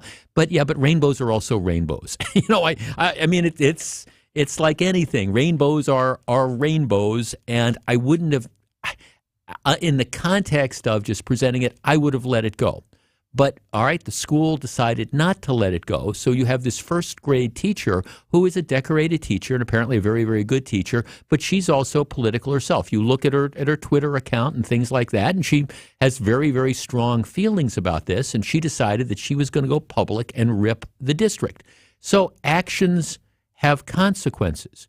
It's not as if, for example, under the First Amendment, you have an absolute right to express yourself. But that doesn't mean that there aren't consequences. If I have some significant issue with my employer and I decide that I want to go public, and I don't, but if I had some significant issue with my employer and I decided that I wanted to go public and rip them for, you know, whatever, decision A or B or C or whatever, well, it's reasonable to understand that there's going to be consequences for that decision. And that consequence might be that, you know, I come in the next day and I get whistled into a meeting, and I got into radio to avoid having to go to meetings, and I get whistled into a meeting and okay, Jeff, did you really say these, you know, these things about us and about our policies? And they might just say, okay, maybe this is time for here's your box. You know, put your box of future endeavors, put your stuff in it, and go out the door. I mean, so it's not that I don't have a right to express myself, but you have to understand that there's consequences. And in the case of this teacher, there are, at least it's my understanding, there are procedures that you are supposed to follow.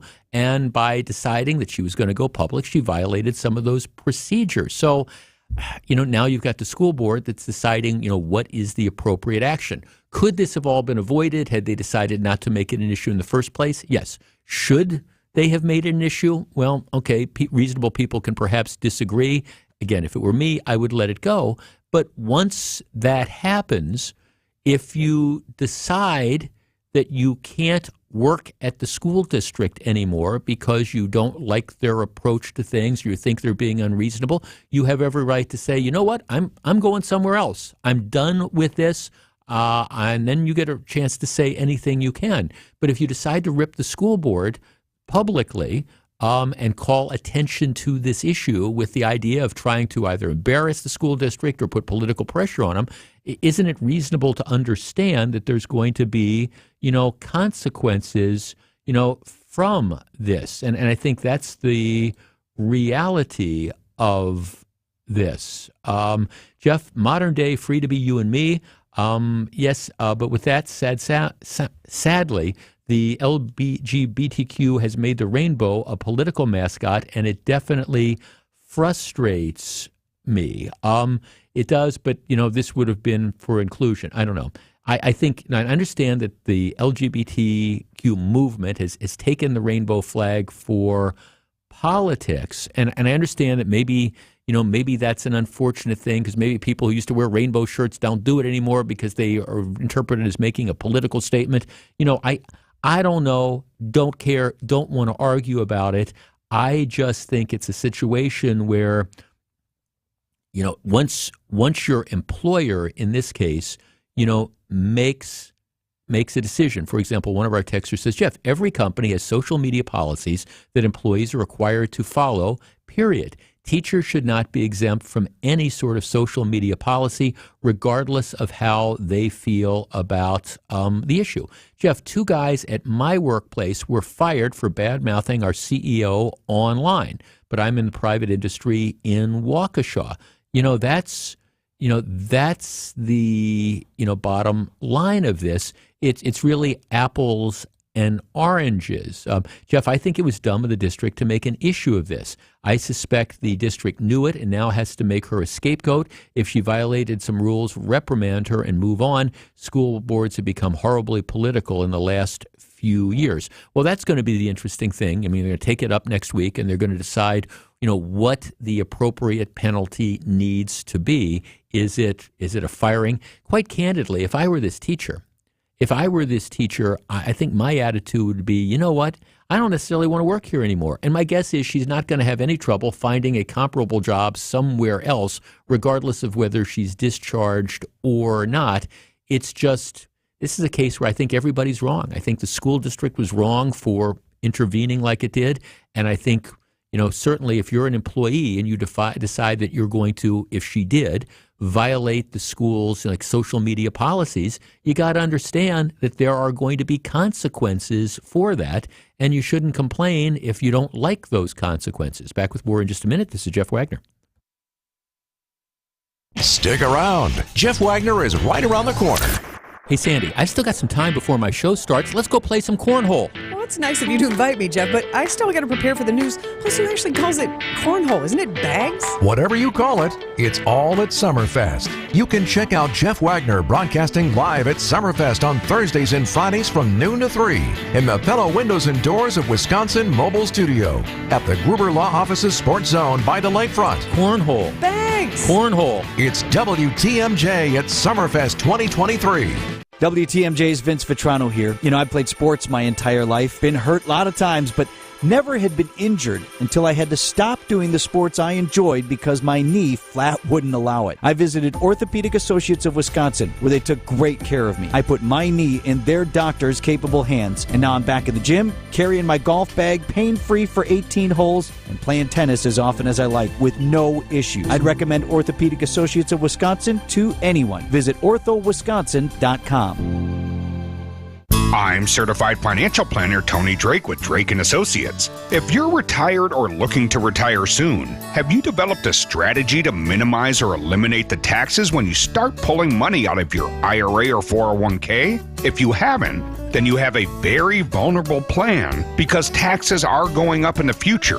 And if you look at the spending our government does, taxes could rise even more.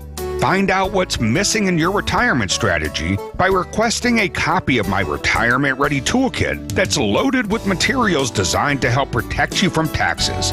Call or text TAX to 414-409-9982. That's calling or texting TAX to 414-409-9982 to get your free toolkit today. Investment advisory services provided by Drake & Associates, LLC, an SEC-registered investment advisor. Insurance products are offered through a separate company, Loft Financial Advisory Group, LLC, a Wisconsin insurance agency. Clients are under no obligation to purchase any recommended insurance products.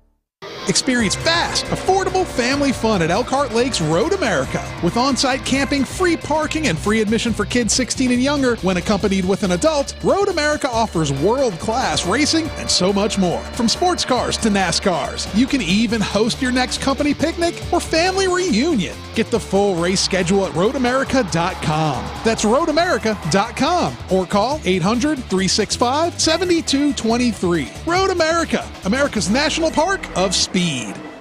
You're listening to Jeff Wagner on WTMJ.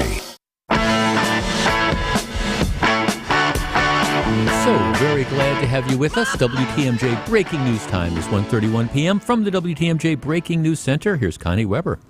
Thanks, Jeff. We have a WTMJ Fleet Farm storm team alert. That severe thunderstorm warning in effect for Dodge County has now been extended till 2 p.m.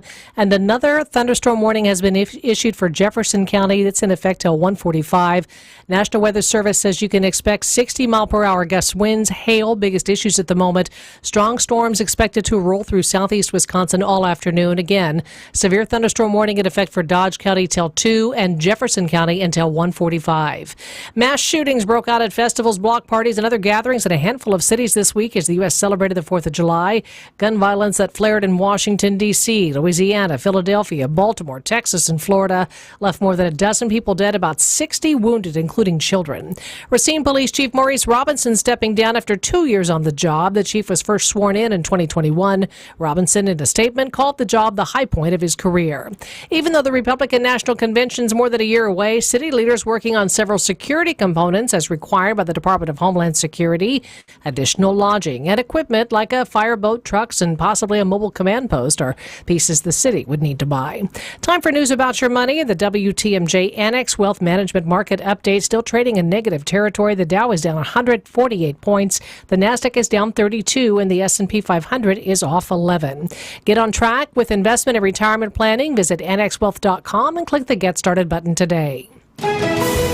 Taking a look at your roads now with your Johnson & Sons Paving Time Saver traffic. Still pretty smooth sailing out there except for that stretch of I-43 northbound and southbound between downtown and Brown Deer Road. Some construction delays there. Northbound will take you about 23 minutes to get through. Southbound is going to take you about 18 minutes this afternoon. Traffic is sponsored by Weisgerber's Golden Mast Inn, your place on the lake. Visit goldenmastin.com. Nothing better than a Friday fish fry with breathtaking views of Okauchee Lake. Enjoy cod, walleye, or lake perch at the Golden Mast Inn. Learn more at goldenmastin.com. Your WTMJ 5-day forecast, a reminder that the Dodge County is under a severe thunderstorm warning until 2 o'clock. Jefferson County until 1:45. Those storms could be packing 60-mile-an-hour winds and maybe some hail. Again, Dodge County and Jefferson County. Your 5-day forecast looking at Milwaukee weather. Showers gradually ending tonight with a low 65. A slight chance for a morning shower tomorrow. Sunny with a high 75. Mostly sunny on Friday, 76. Saturday, partly cloudy, slight chance of rain and a high 78. Sunday, mostly sunny with a high of 80 degrees. Right now in Milwaukee, we're at 84 degrees. I'm Connie Weber, Sighting Unlimited, WTMJ News Time, 1:34. I'm Jeff Wagner. Coming up next, if your kids don't go to school, should you go to jail? Stick around. Don't go anywhere. Jeff Wagner is back right after this. The Angie's List you know and trust is now Angie, and we're so much more than just a list. We still connect you with top local pros and show you ratings and reviews, but now we also let you compare upfront prices on hundreds of projects and book a service instantly. We can even handle the rest of your project from start to finish. So remember, Angie's List is now Angie, and we're here to get your job done right. Get started at Angie.com. That's ANGI, or download the app today. 3 little words no parent wants to hear. My tummy hurts. And it always seems to happen at the worst times. Like in the middle of the morning rush, when you still have homework to check and lunches to pack, and of course, you're already late for work. Luckily, there's Pepto Kids. New Pepto Kids gummies helps relieve occasional stomach upsets, turning those 3 words into these 3 words. I feel better. Bad time for stomach upsets? Good time for new Pepto Kids gummies. Fast support for little tummies. These statements have not been evaluated by the Food and Drug Administration. This product is not intended to diagnose, treat, cure, or prevent any disease. Hey, WTMJ's John Mercure here. When it comes to memory care and assisted living, you want a team that knows compassion and empathy. That's Azura Memory Care and Assisted Living.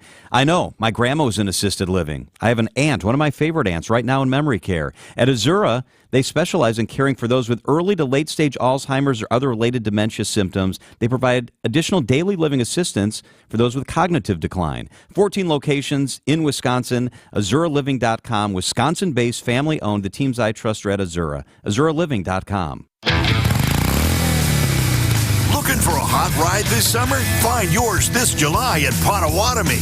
you could win your share of $400,000 in cash and prizes, or rumble all summer long in one of 4 brand new Harley-Davidson motorcycles.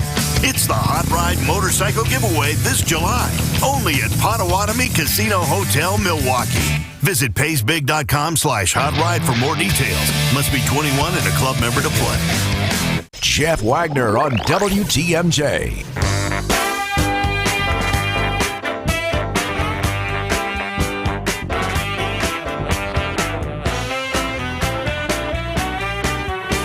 That, Samantha, producing the show today and now always. That's one of my very favorite songs, Steely Dan, My Old School, just absolutely love it. There's one of my very closest friends went to William and Mary, which is in Williamsburg, Virginia, and there's a line in that song about William and Mary won't do. So anytime you get a chance to listen to Steely Dan, it's great. And My Old School, one of my favorite ones. Okay. Can we agree on one thing? And that is that if kids are going to have any chance at all of learning, they need to be in school. Now, just let's understand. Just because they are in school doesn't guarantee that they're going to learn. It doesn't guarantee it. Maybe they're not paying attention and they're doping off. Maybe the curriculum is all screwed up. Whatever. There's all sorts of stuff can happen. But if you don't show up in the first place, can we agree that you've got absolutely no chance? I don't think anybody would really seriously argue that. However, unfortunately, lots and lots of kids do exactly that. The numbers are, just kind of are sort of staggering. Since the pandemic ended, the chronic absenteeism has become a huge problem. A student is considered in Wisconsin to be chronically absent when they attend less than 90% of the school days. So if you miss, one day out of every 2 weeks, you are decided to be chronically absent. The overall attendance rate for Wisconsin high school students is just about 90%, 89.7%. Milwaukee Public Schools, high school students attended only 70% of the time, only 7% of the time. So 70% of the time. So you have this huge problem with the chronic absenteeism.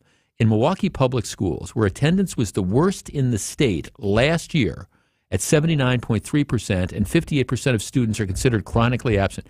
58% of students are considered chronically absent. Now, how those numbers stack up? Well, there's some kids that go every day, and they're there all the time. 58% of students are considered chronically absent, right? And so these kids just don't have any chance at all. Now, in Wisconsin, the law says that the parents of an habitually truant child can be hauled into court. And depending on the kid's age and circumstances related to his or her absences, the court can levy fines of up to $500 and send the parents to jail for up to 30 days for a first offense. And there's a whole procedure that they set forth about first of all, they have to send a letter to the house, and then they have to set up meetings and things like that. And then at the end of this long track, the potential is that the parents can actually be sent to jail. I'd like to see a show of hands. When's the last time that you heard of parents, being sent to jail because their kids were truant? Now, I bring this up because there's a story in the Wall Street Journal the other day about Missouri. And the state of Missouri has a law that is similar in many ways, shapes, or form to the law that they have in Wisconsin. And Missouri has apparently been very, very aggressive in going after parents whose kids are, in fact, chronically absent. And so now there's a case in front of the Missouri Supreme Court, which, is asked to define. The law says that the parents can be jailed if their children don't attend school regularly, and there's some question about, what does regular mean? But the bottom line is that they've got these statutes which are designed to promote regular attendance. And if you have just imagine if you got more than 50% of the student body that is chronically truant. I mean, first of all, how do you deal with those students who aren't there in class on a regular basis? And if you're a teacher, how do you teach? I mean, if the idea is, every day builds upon something. I mean, think about the math class. The thing you teach on Monday, all right, then serves as the foundation for the thing you teach on Tuesday. And let's use it in its most basic form. Okay, well, if we're going to teach addition on Monday and you're not there, so you don't pick up addition on Monday, when you go to Tuesday and you're starting to talk about subtraction, well, if you haven't learned how to add, how can you learn how to subtract? And then the third day, if you're going to talk about multiplication, how do you teach somebody to multiply if they haven't been there on the Monday and Tuesday? So from the perspective of being a teacher, I mean, how do you plan a lesson plan when 50% of your students on any given day might not be in the classroom? Hey, I can teach addition today, but the problem's going to be when I come in tomorrow, half the kids weren't there to learn what I taught on Monday. So what do? Do I go back and teach the same thing over again because I've got a third of the class that now might have come in? How do I deal with this? It's a huge problem. It's a problem for the kids. It's a problem for the system as well and the teachers. So my question is to you, do we need to be more aggressive in enforcing these laws and hauling the parents of the kids who are habitually truant into court and saying, look, it's your job to get those kids to school. And, we expect that's the least we expect of you is to get them there. Now, if you drop the kid off at 8 o'clock in the morning and, he walks through the doors and he walks all the way through the doors and goes out the back door and, then it's on the streets for a day until he comes home, maybe there's some extenuating circumstances. Maybe there's some limits on what you can do. But is it reasonable to expect the parents to do as much as they possibly can to get students into school? And if they don't, should they be held accountable? 855-616-1620. To me, this is a hard yes. It's just a hard yes. But what do you think? We discuss in just a moment. More Jeff Wagner right after this. Hey, Wisconsin, Greg Matzik for Holiday Automotive in Fond du Lac, where the summer road trip sale continues. It's where to gear up, get more for your trade, and say yes to enticing offers on a new Chevrolet, Buick, GMC, or a GM-certified pre-owned model. And right now, well-qualified buyers can lock in low 2.9% 5-year financing on best sellers, including most GMC Sierra 1500 series crew cab models. GMC, we are professional grade. Explore all that's new, treat yourself to a test drive, and enjoy Holiday's genuine guest care and refreshingly different simplified buying approach. It's the stuff that makes fans of drivers from all over, and I'm one of them. You'll be in great hands with Team Holiday on your side. Proud and grateful to be Wisconsin's #1 Buick and GMC dealer. Accolades are per 2022 Buick and GMC Zone Sales Records. Find yours and discover the difference at Holiday Chevrolet, Buick and GMC, Highway 41 and 23 in Fond du Lac, and online at holidaygm.com. It's worth the trip. AccuNet Mortgage is an equal housing lender. NMLS ID 255368. Winning isn't everything, it's the only thing. I always thought Vince Lombardi came up with that famous sports nugget, but it turns out he borrowed it from a college coach. And now I'm going to borrow it too, because when there are 10 or 20 offers on a property, there's only one winner. In today's inventory-starved real estate market, you need a Lombardi-level mortgage coach, one who has all the best plays in the playbook. Going with your bank for your pre-approval is like playing in a professional playoff game with the JV coach at the helm. The Lombardi-level coaches at AccuNet are called senior loan consultants, and each one has been trained by me to help you and your real estate agent work as one team to deliver the one and only thing that matters, winning. So if you've been losing with your flimsy bank pre-approval, trade up today to a rock-solid guaranteed pre-approval and a Lombardi-level game plan. And if you're just getting started, why not start with the best? Click on the blue button today and get started with your winning game plan at accunet.com. Roofing and exterior work are really tough jobs, and at Semperfi, we're proud of our people. And when you work with great people, you deliver great results. We keep you safe, warm, and dry, Semperfi. Hey, boaters!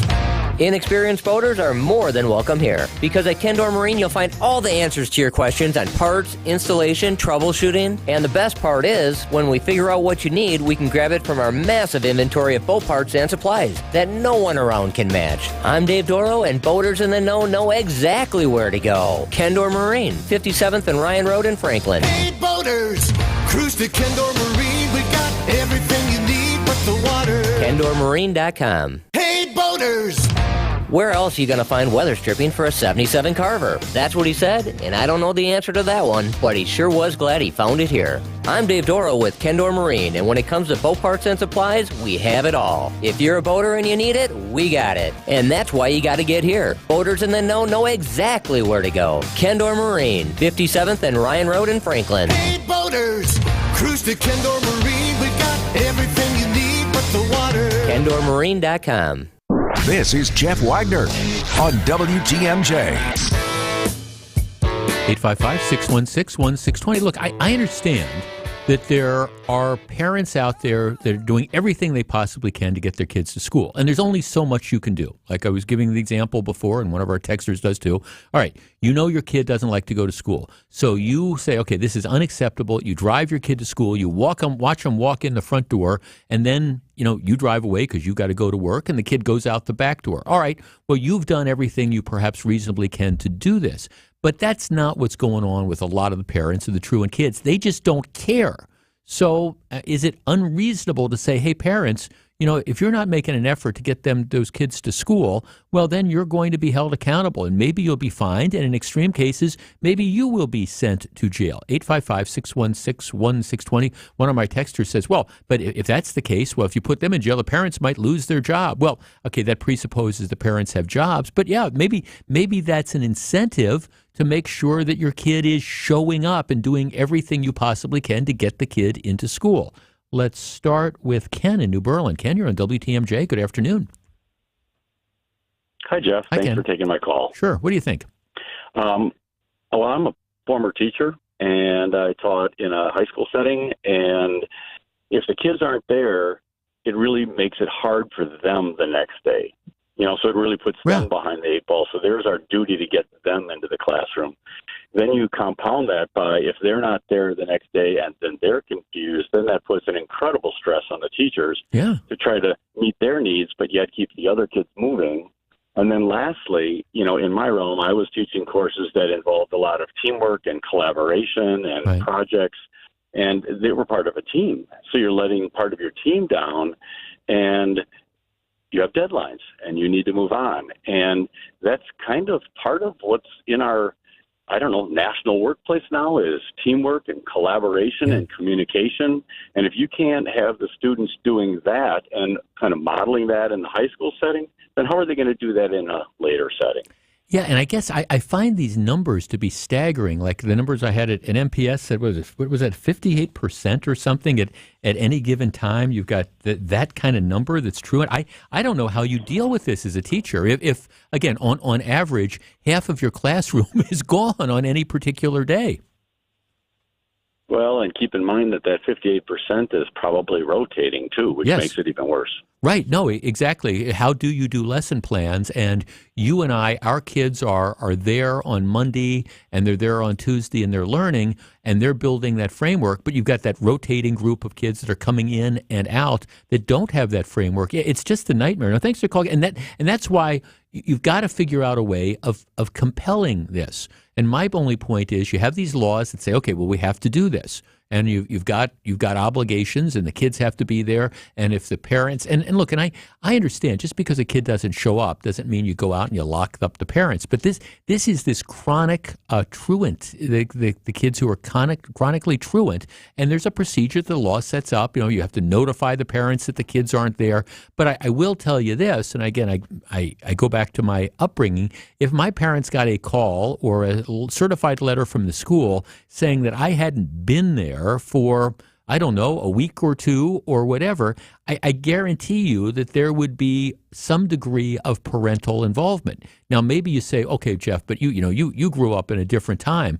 Well, okay, I grew up in a different time where you might not have necessarily needed the laws to compel, the parents to get involved. But we do have those laws. So why would not we aggressively enforce them? Mike on the Northeast side. Mike, you're on WTMJ. Hi, Jeff. It's Mike, Northwest side. But Yes, anyway, I'm just saying that's actually a form of child abuse if a kid doesn't go to school. If you drop him off and you think he's not going to go there, I'd walk them into the classroom. Yeah. And then it's a form of child abuse if they don't go to school, and sort of abuse to society. You're going to have illiterate kids running around forever. And I think that the parents should be accountable, and I think that really there's more or less parental stuff that has to go on. And if there was only half the kids going to school, then cut the budget by half. Well, thanks for, but I mean, I guess the problem though is, thanks for calling, Mike. That punishes, that punishes the kids that are in school. I just look, the system, when you've got chronic absenteeism, it blocks the entire system. And things just don't work. And if we sit there and we say, okay, well, why is it that the kids can't read, and why is it that kids can't do basic math, and why is it that we don't have kids that are graduating, or it's just nothing but social promotion? Well, I think part of the element is that you have at least a good chunk of kids who aren't there, and we have to figure out ways that we can get those kids there, because again, regardless of where we are on the educational spectrum or the political spectrum or whatever, I think we can all agree that if you don't show up, your chances of learning the material are slim to none, and slim as maybe getting on a bus out of town. Jeff, a teacher I know uses work at your own pace packets, like reading we did years ago. Absenteeism is a real problem. Yeah, maybe that's the answer, but to me, that's kind of like throwing in the towel. Okay, I know that. I know that, John, you're only going to be here, 2 days a week, but I don't know which 2 days out of the 5 you're going to be here. You'll show up when you want to show up, and so. Yes, I'll try to work with you, but how do I work with you who are only here 2 days a week when I'm working with, Mike, who's here 5 days a week? And maybe you have to adjust teaching, but do we really need to do that? Let's talk to Lucy in Milwaukee. Lucy, you're on WTMJ. Hi. Hi. Jeff, I'm not making excuses for parents who have just given up, but you're missing a huge point here. And I worked with real poor people for 10 years. Housing insecurity caused by either poverty or domestic violence is a huge reason that kids are out of school, plus lack of transportation. When you're the mom and you're trying to get a place for kids to have a roof over their head, and you either because you're fleeing domestic violence or because you've gotten evicted, you've got to look at Milwaukee eviction rates to understand some of this. I have a very, very smart teacher friend who teaches in an alternative school and has modified his teaching so that he can handle a kid who's going to a situation where the kid's not going to show up every day, but he can get them to graduation when they do show up, at least some of them. But I think you've got to go back and look at a bigger social picture before you start talking about putting parents in jail. In Milwaukee, I wouldn't copy anything. Well, okay. Here's the number, and I appreciate that you've got issues with poverty in urban districts. In Milwaukee public schools, 58% of students are considered chronically absent. 58%. Let's round it up. You really think 6 out of 10 it's because of domestic violence or something like that?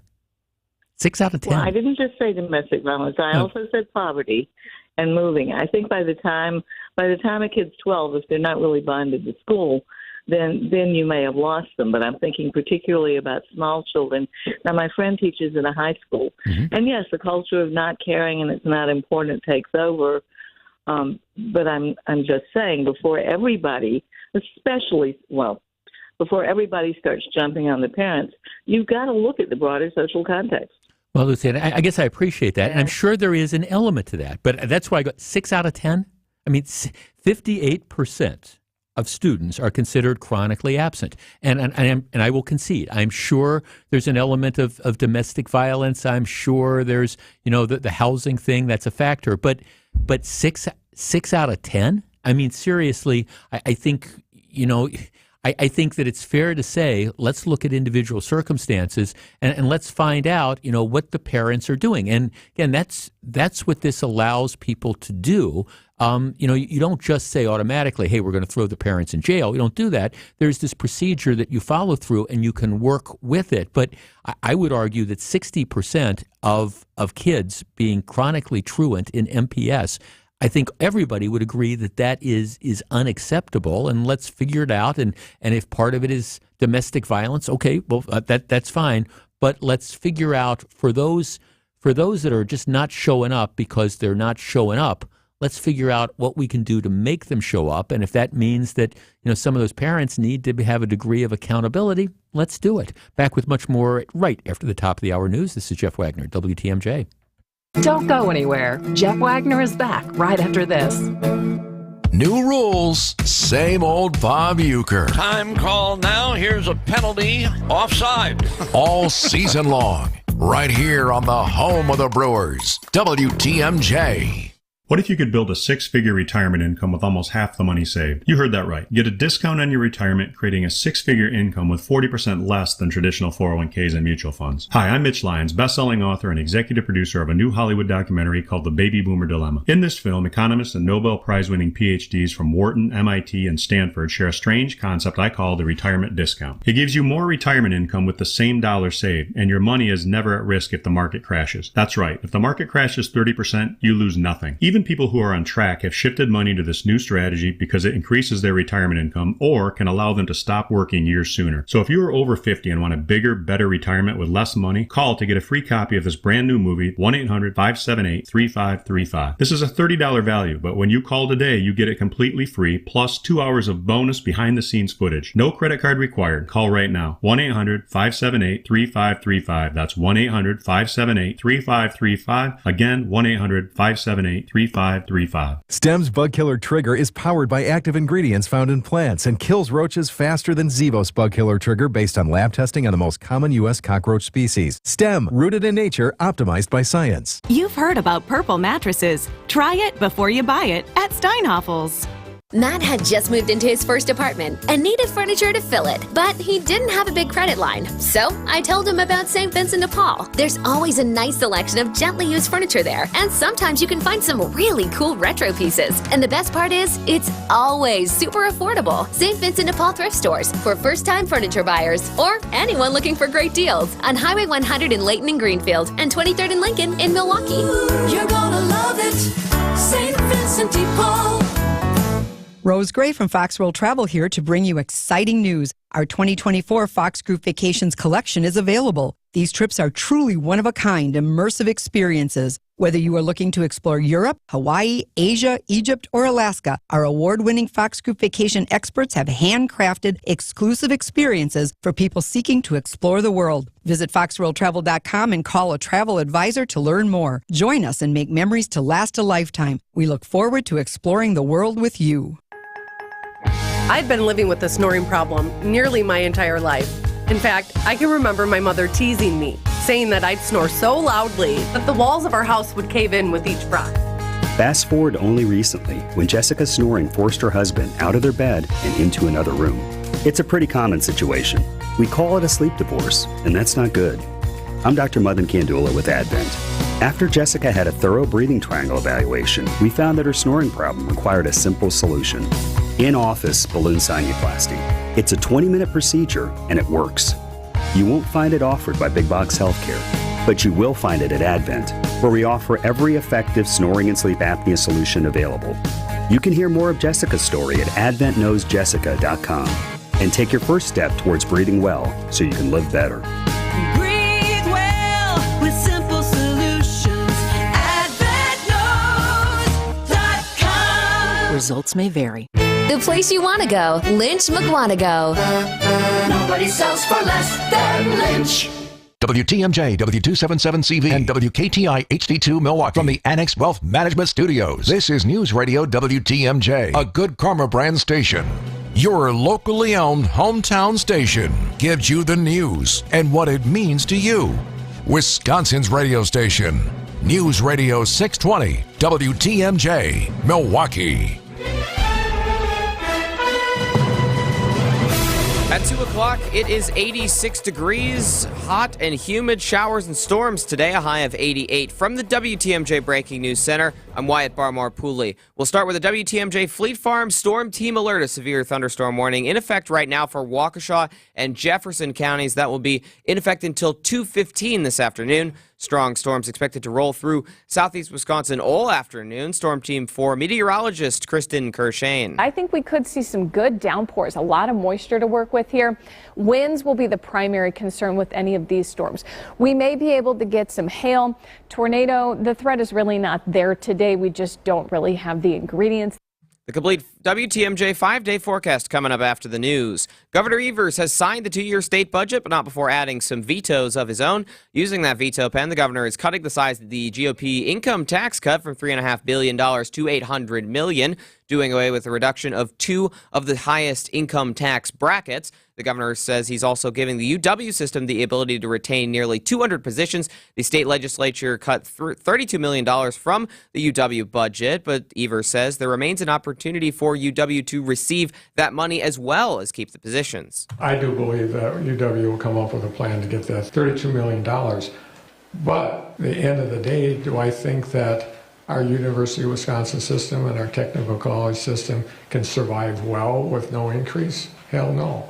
The governor also planning to provide $15 million for child care providers. Assembly Speaker Robin Vos saying the governor's vetoes will result in higher property taxes and will put Wisconsin at an economic disadvantage. Racine Police Chief Maurice Robinson stepping down after 2 years on the job. The chief was first sworn in 2021. Robinson in a statement calling the job the high point of his career.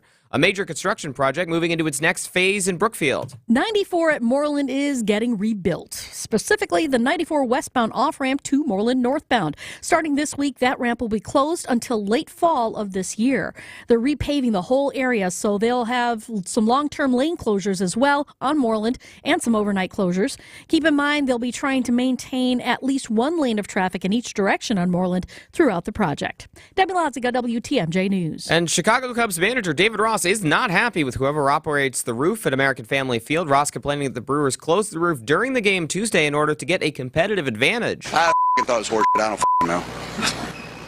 The manager claiming closing the roof eliminates shadows, making it easier for hitters. Brewers play-by-play man Jeff Levering downplaying the roof closure on Wisconsin's Morning News. There's some really bad shadows, but even with the roof closed, you still had the shadows coming in from the panels in right field and can't do anything about that. The Cubs ultimately taking the game 7-6 and 11, ending same teams tonight from AmFam. You can hear it here on WTMJ. More sports, traffic, and weather coming up next. Sighting Unlimited, WTMJ News Time, 2:03. This report is brought to you by Rejuvenix, your non-surgical joint therapy experts. Alleviate your pain, rejuvenate your life. Rejuvenix Arthritis Clinics are in-network with most major insurance plans, including Medicare and Medicaid, and there have been thousands of patients that have received our pain relief treatment with zero out-of-pocket expense. Our FDA-approved treatments we'll use to remedy your pain are precisely guided to its root, to provide inflammation and cushioning relief to alleviate pain. What ends up happening is you begin on a pain maintenance plan, and how committed you want to be to alleviating your pain is up to you. But at the least, you can see us semi-annually to annually to, in many cases, significantly reduce pain in hips, shoulders, elbows, and knees. I'm Richard Salinas, registered nurse with Rejuvenix Arthritis Pain Clinics. We can alleviate your pain, and that'll rejuvenate your life. It's pain relief, really. Go to rejuvenix.com to request your appointment. Rejuvenix. Alleviate your pain, rejuvenate your life.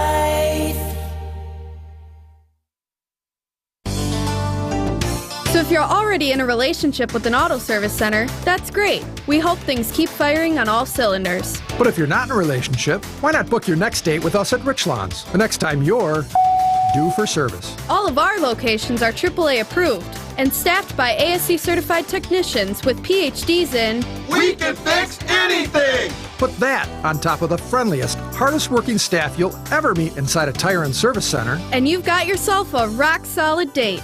the next time you're due for factory scheduled maintenance or tires, brakes, and suspension service. Book your date at richlawns.com. Or just Google us. But remember, Richlands is spelled with 2 N's. And oh yeah, be safe, buckle up, and hey, always make sure you have good tread on your tires. I'm Courtney Matchkey with Richlands, and you're due for a date. Clever. Richland's Tire and Service. Such a refreshing change. Richland's. Lots of fireworks in yesterday's Brewers-Cubs game, with Chicago winning in extra innings. Tonight, Game 3 of the series as Justin Steele takes the hill for the Cubbies. Adrian Hauser does the same for the Beer Makers. Pre-game show starts at 6:35 here on 620 WTMJ. Don't panic, but Giannis had a minor cleanup procedure on his knee 2 weeks ago, so says Shams Charania of The Athletic. The Bucks franchise player will be fine, but Shams says Giannis now uncertain if he will be able to play for Team Greece in the upcoming FIBA World Cup games. And Joey Chestnut did it again, scarfed 62 hot dogs on the 4th of July to win the title at Coney Island for the 16th time in the last 17 years. I'm Bob Brainerd, WTMJ Sports. Taking a look at your roads, it is your Johnson & Sons paving time saver traffic. 43 southbound is quite a bit of a mess right now from Brown Deer Road to downtown. Will take you 25 minutes. That is a 14-minute delay. It looks like that's pretty much the only major delay going on right now. We do have a disabled vehicle reported up on 4145 northbound at the ramp from Appleton Avenue. Actually, that is a very old one, so it looks like that one has been cleared up. Looks like everything else is looking good. Should be a smooth ride aside from 43 southbound. Traffic is sponsored by Weisgerber's Golden Mast Inn, your place on the lake. Visit goldenmastin.com. Nothing better than a Friday fish fry with breathtaking views of Okauchee Lake. Enjoy cod, walleye, or lake perch at the Golden Mast Inn. Learn more at goldenmastin.com. Time for the WTMJ 5-day forecast. At a WTMJ Fleet Farm Storm Team alert, a severe thunderstorm warning in effect for Waukesha and Jefferson counties until 2:15 this afternoon. Showers and storms likely throughout the day today. Hot and humid with a high of 88 at the lake, 91 degrees inland. Tonight, showers gradually ending. It'll be mostly cloudy, a low of 65. Tomorrow, slight chance of a shower in the morning, but it'll become sunny throughout the day, a high of 75. Friday, mostly sunny skies, a high of 76. Saturday, partly cloudy, a slight chance of rain and a high of 78. And Sunday, mostly sunny, a high of 80. Right now in Madison, it is 79. In Green Bay, it's 82. In Waukesha, it's 87. And in Milwaukee, it is 86 degrees. I'm Wyatt Barmar-Pooley. Sighting Unlimited, WTMJ News Time is 2:08. Live from the Annex Wealth Management Studios at the Avenue, it's the Jeff Wagner Show.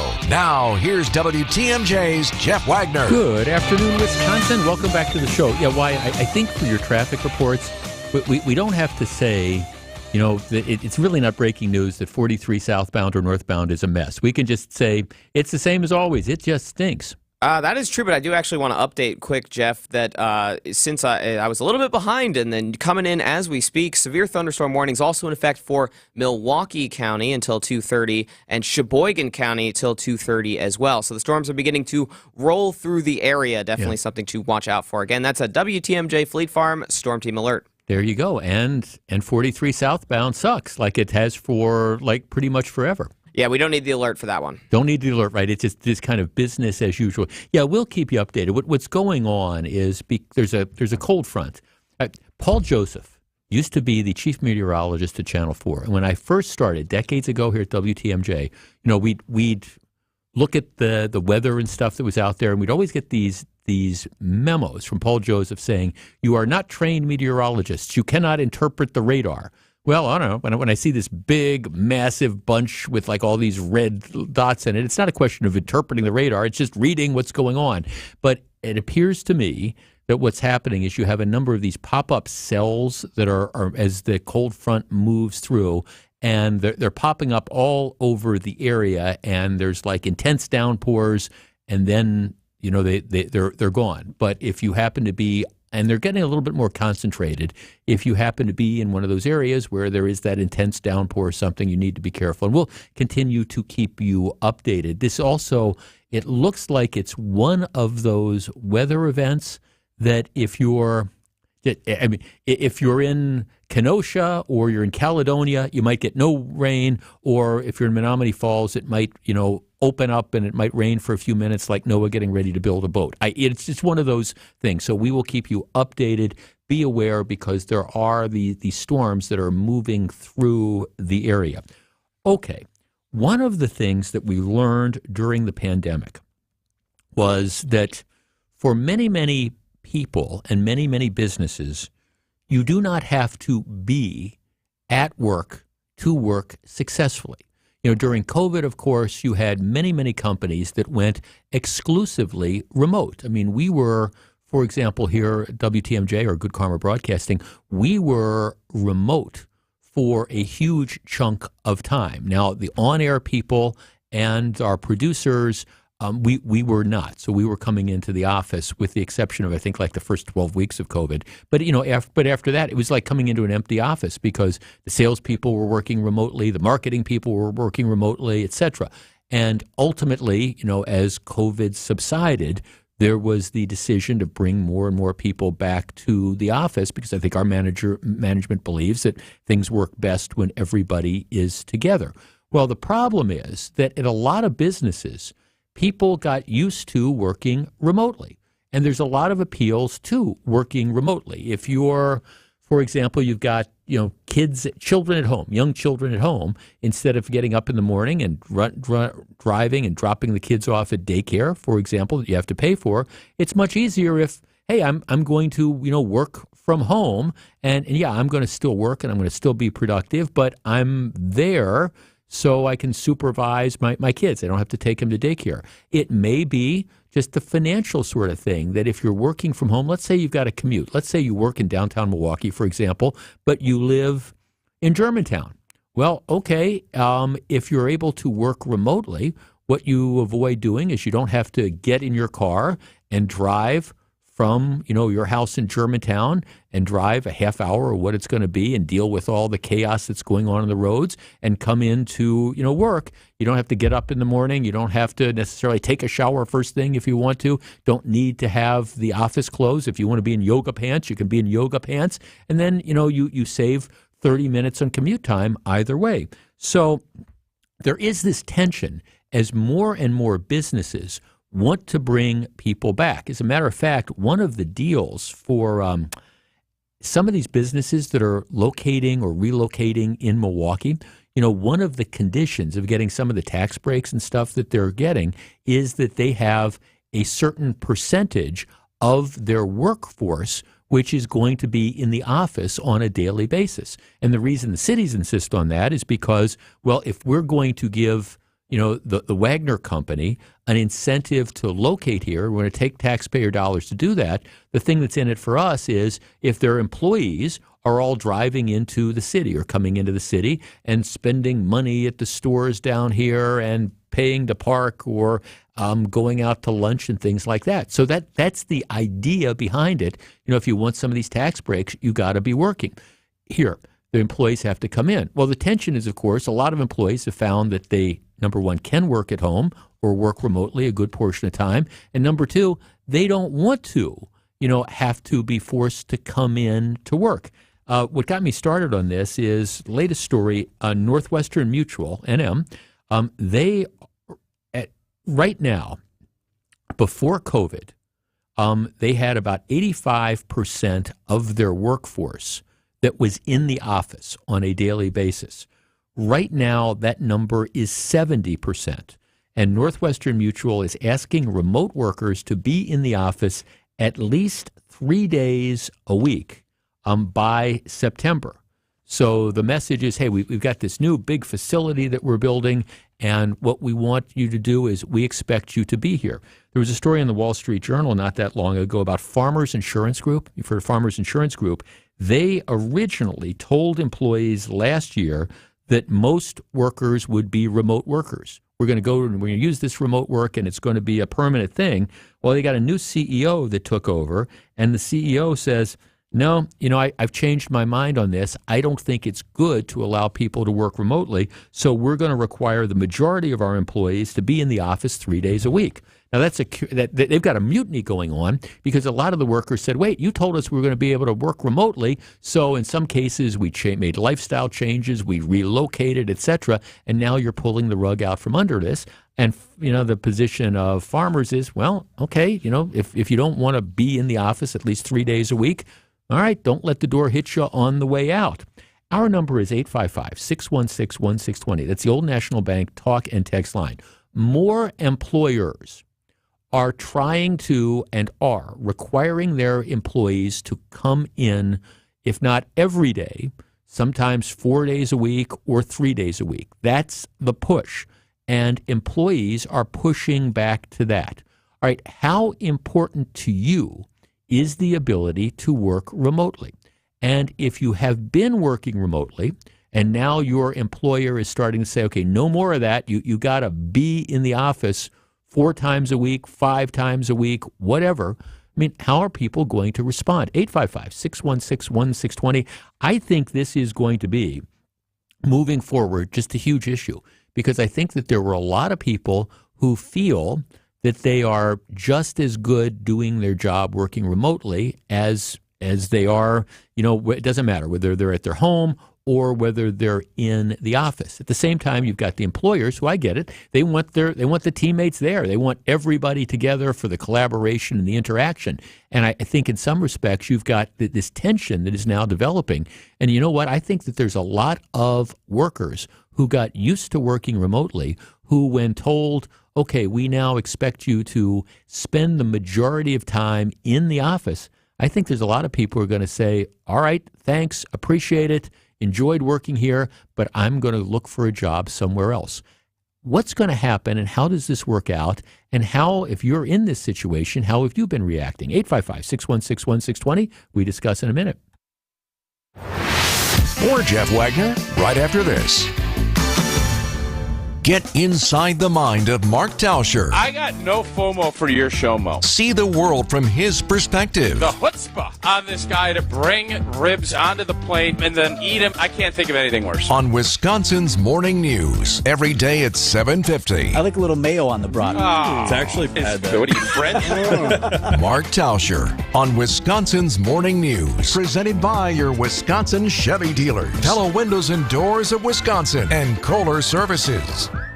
It's a big deal because your finances are a really big deal. Town Bank would like to announce our newest and greatest 11-month CD rate with a whopping 5.35% APY. Act now and you can lock in 5.35%. Just go to townbank.us/locknewrates and start earning more. Annual percentage yield accurate as of May 31st, 2023 and assumes funds remain on deposit until maturity. Minimum daily balance of 1 cent required to obtain APY. $1,000 minimum to open. New money only. Offer may change at any time and without notice. Member FDIC. Do you love the simplicity and enduring quality of Scandinavian design? Then the Fjords July 4 sale at Ken Michaels Furniture is for you. Inspired by tradition and made to last, Fjords brings the best of modern Norwegian design to your home. Save up to 25% on ergonomic recliners engineered with comfort in mind. Current inventory must go, so stop into Ken Michaels Furniture on Capitol Drive in Brookfield and Highway 100 in Greenfield. Some exceptions apply. Sale ends July 10th. Don't miss out on the 4th of July sale at Ken Michaels Furniture. Enjoy 35% off Norwalk upholstery. Norwalk Furniture is an Ohio-based company specializing in handcrafted heirloom quality furniture since 1902. Create a sofa or chair as unique as you are with our thousands of customizable upholstery options. If you want spectacular discounts on the best furniture you'll ever own, stop in to Ken Michaels Furniture on Capitol Drive in Brookfield and Highway 100 in Greenfield. 4th of July sale ends July 10th. It's ESPN Milwaukee's Jen Latta, and I have told you about the delicious pizza and Italian snacks that you can find at Proof Pizza inside St. Kate the Arts Hotel. But now there's even more to be excited about. The restaurant has added new sandwiches to the menu. Available every day from 11 to 4, you can enjoy items like the Red Rock Chicken BLT, the Meatball Hero, and more. Order from the counter at Proof or directly from the bar at St. Kate. Explore the new sandwiches and the rest of the menu at proofpizzamke.com. From the WTMJ Breaking News Center, I'm Wyatt Barmore-Pooley with the WTMJ Fleet Farm Storm Team Alert. A severe thunderstorm warning currently in effect for Milwaukee County and for Sheboygan County. That will be until 2:30 this afternoon. We're seeing strong storms rolling through all of southeastern Wisconsin this afternoon. You can hear our complete WTMJ 5-day forecast coming up at the bottom of the hour news. Citing unlimited WTMJ news time is 2:20. This is Jeff Wagner on WTMJ. So Northwestern Mutual, which has been, during the pandemic, was, I don't want to say exclusively remote, but largely remote. They have been requiring their employees to come back into the office, and they've just announced that Most remote workers will be expected to be in the office 3 days a week by September. 70% of Northwestern Mutual employees are currently in office on any given day. That doesn't mean that but people are still allowed to work remotely. So you've got this kind of turnover. How important is remote work going to be moving forward? Dave, downtown. Dave, you're on WTMJ. Good afternoon. This is a great conversation. I have two friends that had to go back to work at Northwestern. They weren't happy about it, but I got to tell you, I think people are just more professional at work. I am not kidding. I've heard dogs, kids. I swear I'm not making this up. I heard a lady, tech support, there's chickens going off in the background. So I'm not making that up. It's just, I think when people are at work, they're just more professional. I mean, you've got cell phones. They're not landline phones. You've got, broadband, which isn't a compute. Some are good, but, the average person isn't going to have, what there is in an office. They're not going to have the telecommunications networking that you have like at WTMJ. It's just not going to be. How do you reconcile this if for example, the employees who've gotten used to it over the last couple of years, if they just simply say, okay, and again, assuming that you're in your career is something that you can move around on. I mean, if you just say, okay, I don't want to have a 35-minute commute each way every day and spend the money on gas, and I want to be at home. I mean, are there going to be enough workers to force people to come into the office if they don't want to? I think there will be, but like I said, you need to have a landline phone if people have those. I haven't had one in 20-some plus years, me neither, yeah. But I do have them in my work. You need to have a professional computer network. You need to be on a schedule. And that's another thing, too, these wait times. If the person's watching Judge Judy or what they're doing, but you know what I mean? If they're not in the office, there's no way to monitor them. No, thanks. I see. This is one where I understand both sides. I understand why employers want people in the office. You've got these office facilities. It's easier for a collaboration. I hate these team calls and stuff. I mean, it's easier to have a collaboration. It's easier if you notice something, it's just easier to kind of walk by and you don't have to schedule some sort of meeting. You just kind of walk by and say, hey, Jeff, I heard this or whatever, or do you know about that? It's nowhere near as big a deal. So, I mean, I understand why employers want people to come in. Flip side is I understand why employees don't want to come in because, hey, it's just I don't want to have to get in my car. I don't want to kill a half hour each way or more. I don't want to spend the money on the gas, whatever. I can do my work at home. And so it is this tension. And I think that's going to be one of the real interesting stories moving forward as to how we work out this tension. Jeff, I've been working remotely for 10 years now. If I had to go in more often, I would need to rethink my finances. I have 2 big dogs. Daycare fees for them is pretty pricey once a week. Jeff, I know a guy that edits newspaper from Florida. Well, yeah. I mean, you don't have to be there, and that's just the truth. That there's a lot of jobs that you don't have to be there to do. Jeff, our young professionals that are recent college graduates in the age group of 22 to 27 have suffered the most by working remotely. These young professionals are missing out on developing collegial relationships and learning from colleagues face to face. My 3 kids are in this predicament and they work remotely from their apartments. Well, that's the reality. Let's say you're in a sales business, for example, and you've got your sales force that is based out of the physical home office, and the expectation is people are going to be there, and you're a young salesperson, and you've got a question or something about what's going on. You can always go over to the more experienced salesperson that's 2 desks over, and you see him at the coffee corner or whatever, and you just ask him a couple questions.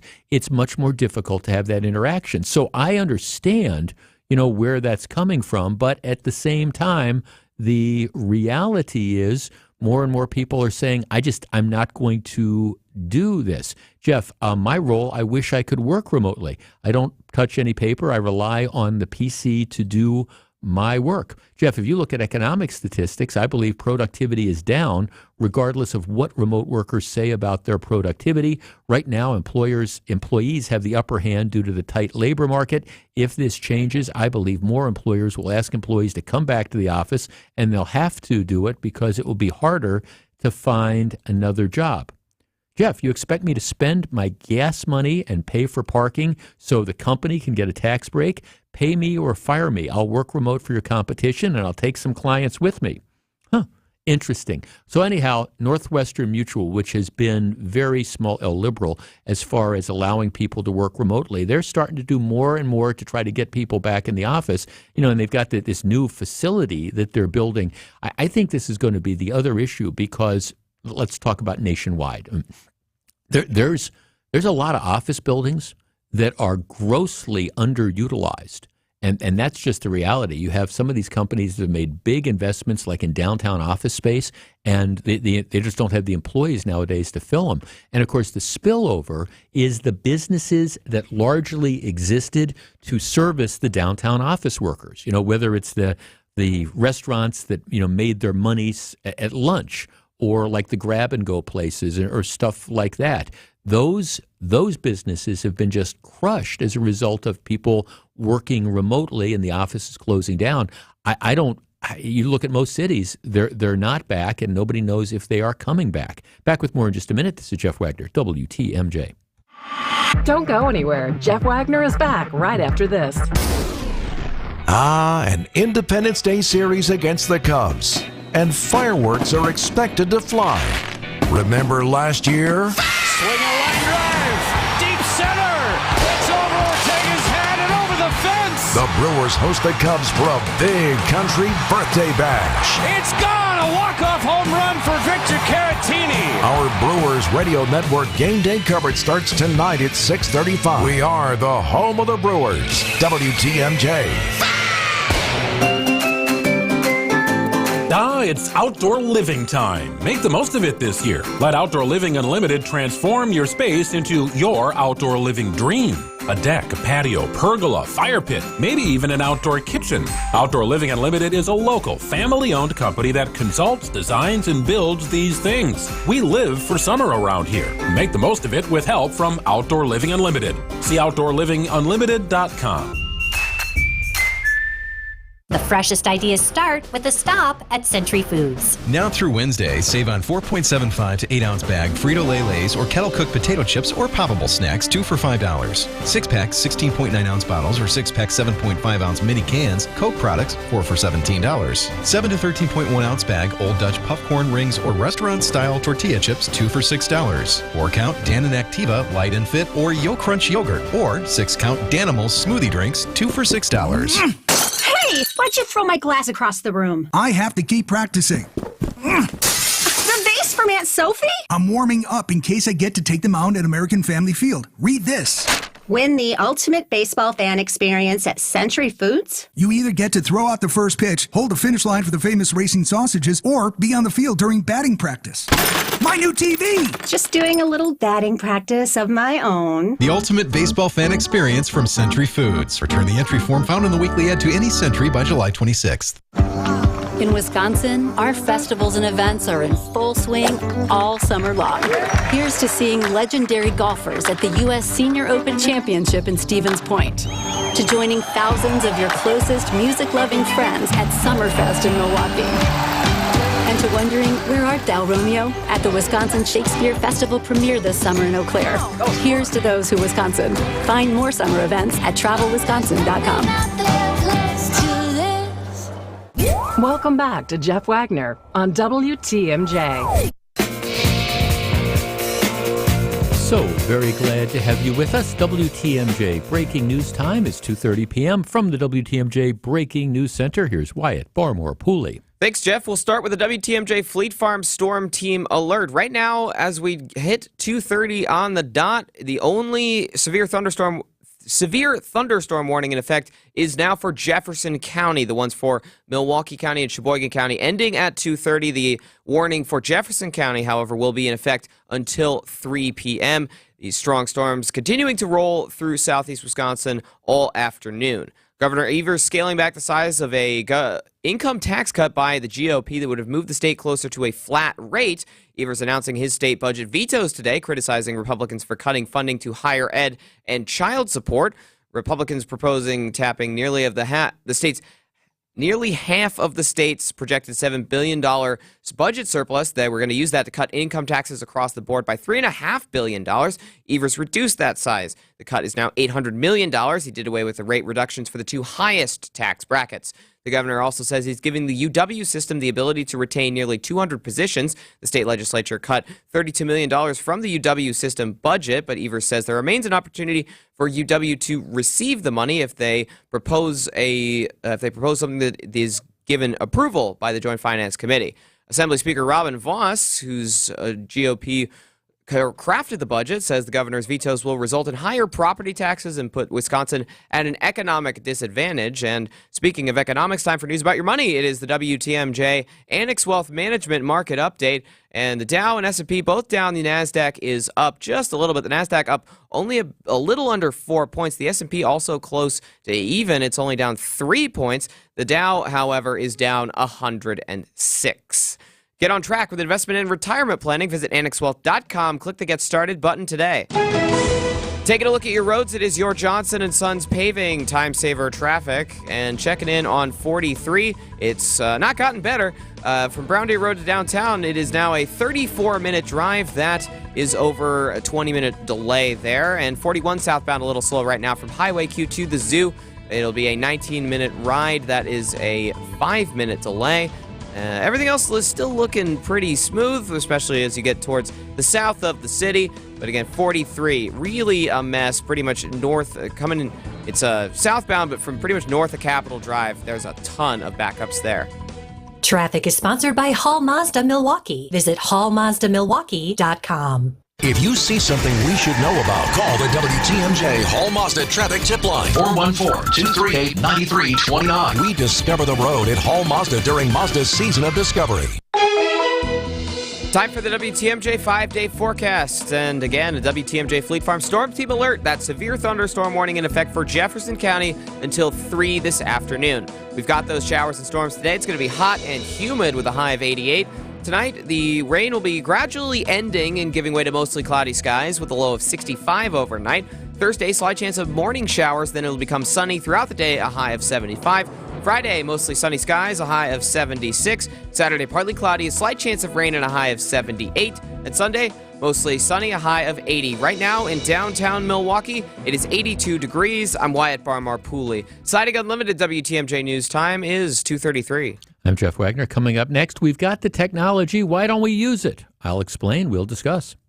Don't go anywhere. Jeff Wagner is back right after this. At Kendor Marine, we have everything you need but the water. For over 50 years, boaters have found that to be true. Because when they've needed that old part they thought they'd never find, guess what? They found it here, along with everything else you need to keep your boat out there on the water. This is Dave Doro, and boaters in the know exactly where to go. Kendor Marine, 57th and Ryan Road in Franklin. Hey boaters, cruise to Kendor Marine. We've got everything you need but the water. KendorMarine.com. Hey boaters! Well, if you have an old boat, new boat, or in between, then Kendor Marine is a great place for you to shop. Because not only do we have all the parts and accessories you need for almost any kind of boat, we also have the expert advice that just about any boater is one day gonna need. I'm Dave Doro, and boaters in the know exactly where to go. Kendor Marine, 57th and Ryan Road in Franklin. Hey boaters, cruise to Kendor Marine. We've got everything you need but the water. KendorMarine.com. Life is just getting started at Three Pillars, Wisconsin's top-rated continuing care retirement community. Located on 300 beautiful Lake Country acres, Three Pillars is taking reservations for new high-end active adult residences. With 4 styles to choose from and amenities like a supper club, fitness center, spa, pub, dog park, trails, and gardens galore. The choice is easy as you start your next adventure. Learn more at threepillars.org. I'm Randy Miller, owner of All Right Home and Remodeling and current president of the Milwaukee chapter of NARI. For 3 generations, our family business has been about more than just our family. It's about the people who work for us and with us. It's about helping families improve their homes, which improves their lives. It's about honest work and fair pricing. It's also about paying it forward by giving back. Get started at ALLRITE remodeling.com. Welcome back to Jeff Wagner on WTMJ.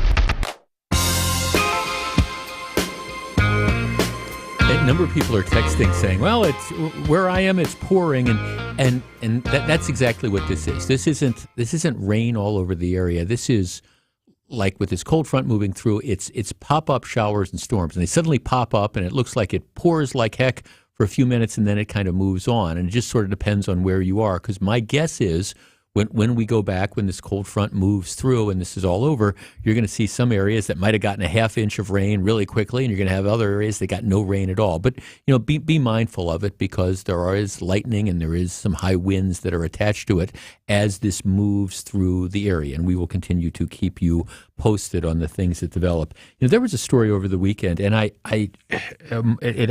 happened. Well, yeah, it happened. I believe it would have been Saturday night, Sunday morning. And it's one of these just horrible stories that stand as an object lesson, and it's something that could have happened to any of us and could happen to anyone. But it's one of these things that it's worth having this conversation with your kids. I'm talking about the story out of Mequon. There was a 2 o'clock Saturday night, Sunday morning, 2 a.m. So it's Sunday morning. There's an 18-year-old and his 15-year-old brother. They are driving at a high rate of speed on River Road, which is kind of a twisty road up in Mequon and River Hills. And what happens is, apparently, the 18-year-old who is driving loses control of the car going around a curve, hits a tree, and as a result of that collision, his younger brother, his 15-year-old brother, who's in the front passenger seat, is killed. I mean, it's a horrible, horrible story. And now it turns out that alcohol is involved. I think the reports are that the 18-year-old who was driving, his blood alcohol level was like 0.214. And so it's just horrible all around. And there's, I always try to find a silver lining. There's no silver lining in this very dark cloud. There's just nothing at all about this. And I'm sure you have a situation where you have family and friends who are absolutely devastated. I cannot imagine going through this. But it's one of these stories that maybe if there is anything good to it, this is the conversation you have with your kids. And if you're, I don't know how many 17-year-olds we have listening right at the moment, but this is what can happen. And I understand. My wife was talking about this with one of her sisters today, and she said, we were just thinking that think of the stuff you did when you were kids and whatever, and the times that maybe you'd been driving when you'd had too much to drink or whatever. This could have happened. It could have happened maybe to, if not everyone, it could have happened to a lot of us, and it's there but for the grace of God. Now, this in 0.214 is pretty intoxicated, but it's one of these stories where, for young people, or people, I guess, of any age who think that they're invincible and stuff like this, this is one of these stories where you just want to show it and say, don't let this happen to you, because I'm sure you've got a family that's just absolutely devastated by dealing with the implication of this. All right, let me completely and totally switch gears. I typically, when it comes to sports, I let my colleagues, my teammates on ESPN handle this stuff, but there is something that has been bothering me for a while now. I am a huge baseball fan. Now, I grew up watching baseball when you had the flamboyant managers. I just a couple months ago got done reading an autobiography. Well, it wasn't an autobiography. It was a book about Billy Martin, who was this irascible manager, and 3 years that he spent with the Oakland A's. Well, Billy Martin was a wild man, just an absolute wild man. He used to get drunk and get in fights in bars, but on the field, he was always one of these guys that when he first came in, he really upended the organization and got results, and then he quickly kind of wore his welcome out. I think he managed the Yankees 4 or 5 times. They kept calling him back. But Billy Martin was just a wild man, and there'd be a call that he'd disagree with, and he was one of those guys that would go running out in the field and kick dirt over the umpire and grab the baseball, pull up one of the bases and throw it. I grew up watching Earl Weaver, who was a manager with the Baltimore Orioles. He would do the same thing. So there were a lot of these managers that interacted like that. That has pretty much disappeared from the game nowadays because of instant replay. The idea that, you have challenges now, and if you disagree with a call at home plate, instead of running out and arguing with the umpire for 5 or 6 minutes, you just simply say, I want to challenge it, and then they go to the video, and they go to New York, and New York decides whether or not, the call is safe or out. I think video replay gets it right most of the times. There's still a couple problems with it, and I concede that it has taken some of that fun out of the game where you got the managers who are going out. But at the end of the day, I think you want to get it right, and video replay gets it right. Which brings me, as somebody who listens and watches a lot of baseball games, brings me to the one thing I continue to not understand, and that is why we do not have balls and strikes called automatically. Okay, so nowadays, if you're watching a game on TV, you've got that little box that they set up, the computer box, and you can tell where a pitch is. You can tell if it's in the strike zone. You can tell if it's high. You can tell if it's low. You can tell if it's outside. You can tell if it's inside. You can tell if it's a strike. It's pretty much well-defined. Every once in a while, there might be that one borderline thing. But in general, the technology exists to know whether it is a ball or a strike. Can I see a show of hands among those of you who watch baseball? I mean, how many times do you watch this game? And I am constantly amazed by how often the umpires behind the plate continue to get close calls wrong. Now, the umpires will point out that, well, our ball and strike calls were 90% accurate. Okay, well, that means if a given half inning is going to have 20 pitches, that means you're going to be wrong, twice on those. And most pitches aren't really that tough. I mean, most it's clear, it's high, it's wide, it's a strike or whatever. Most aren't that difficult to make those calls. But, you're going to, even if you're right 90% of the time, you get a lot of calls, particularly the close calls, you get them wrong. I just think it's time to remove the human element. We've got the technology that is there. Why do we don't let the base calls, we don't let the out and safe calls, we don't let them go unchallenged. The technology exists. Everybody knows whether it's really a ball or a strike, regardless of what the umpire's called. Is it time to essentially let the technology take over and eliminate the umpires from making balls and strike calls? And in the minor leagues, the ones that have done this, the umpire is still back there because they're going to have to make the calls at home plate. In addition, there is a provision where maybe something weird happens, like the ball bounces 4 feet in front of the plate and then bounces and goes into the strike zone. Well, that's going to be a ball. The umpire can always overrule it if it's something that's really, really awful. But, I mean, how much more do we have to watch these games and watch these umpires get it wrong, in many cases in close situations that are kind of key? 855-616-1620. You've got the technology. Why don't we use it? It works everywhere else. This, to me, is the last thing that baseball needs to do. They've sped up the game. They've gotten it right on calls on the bases at home plate. Letting umpires call balls and strikes, to me, makes no sense at all. 855-616-1620. What do you think? Don't go anywhere. Jeff Wagner is back right after this on WTMJ. R&R Insurance does an exceptional job providing employee benefits to all of us here at Good Karma Brands. About this time of year, companies start planning for fall open enrollment. Here's Jeff Salasinski, VP of Insurance Operations at R&R Insurance. Hi, Vince.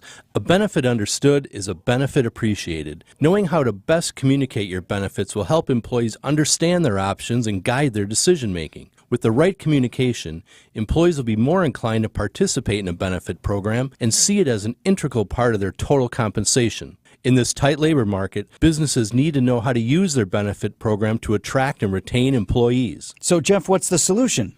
At R&R Insurance, we help employers brand their benefit packages in a customized, easy-to-understand fashion. And communication about employee benefits should go well beyond open enrollment.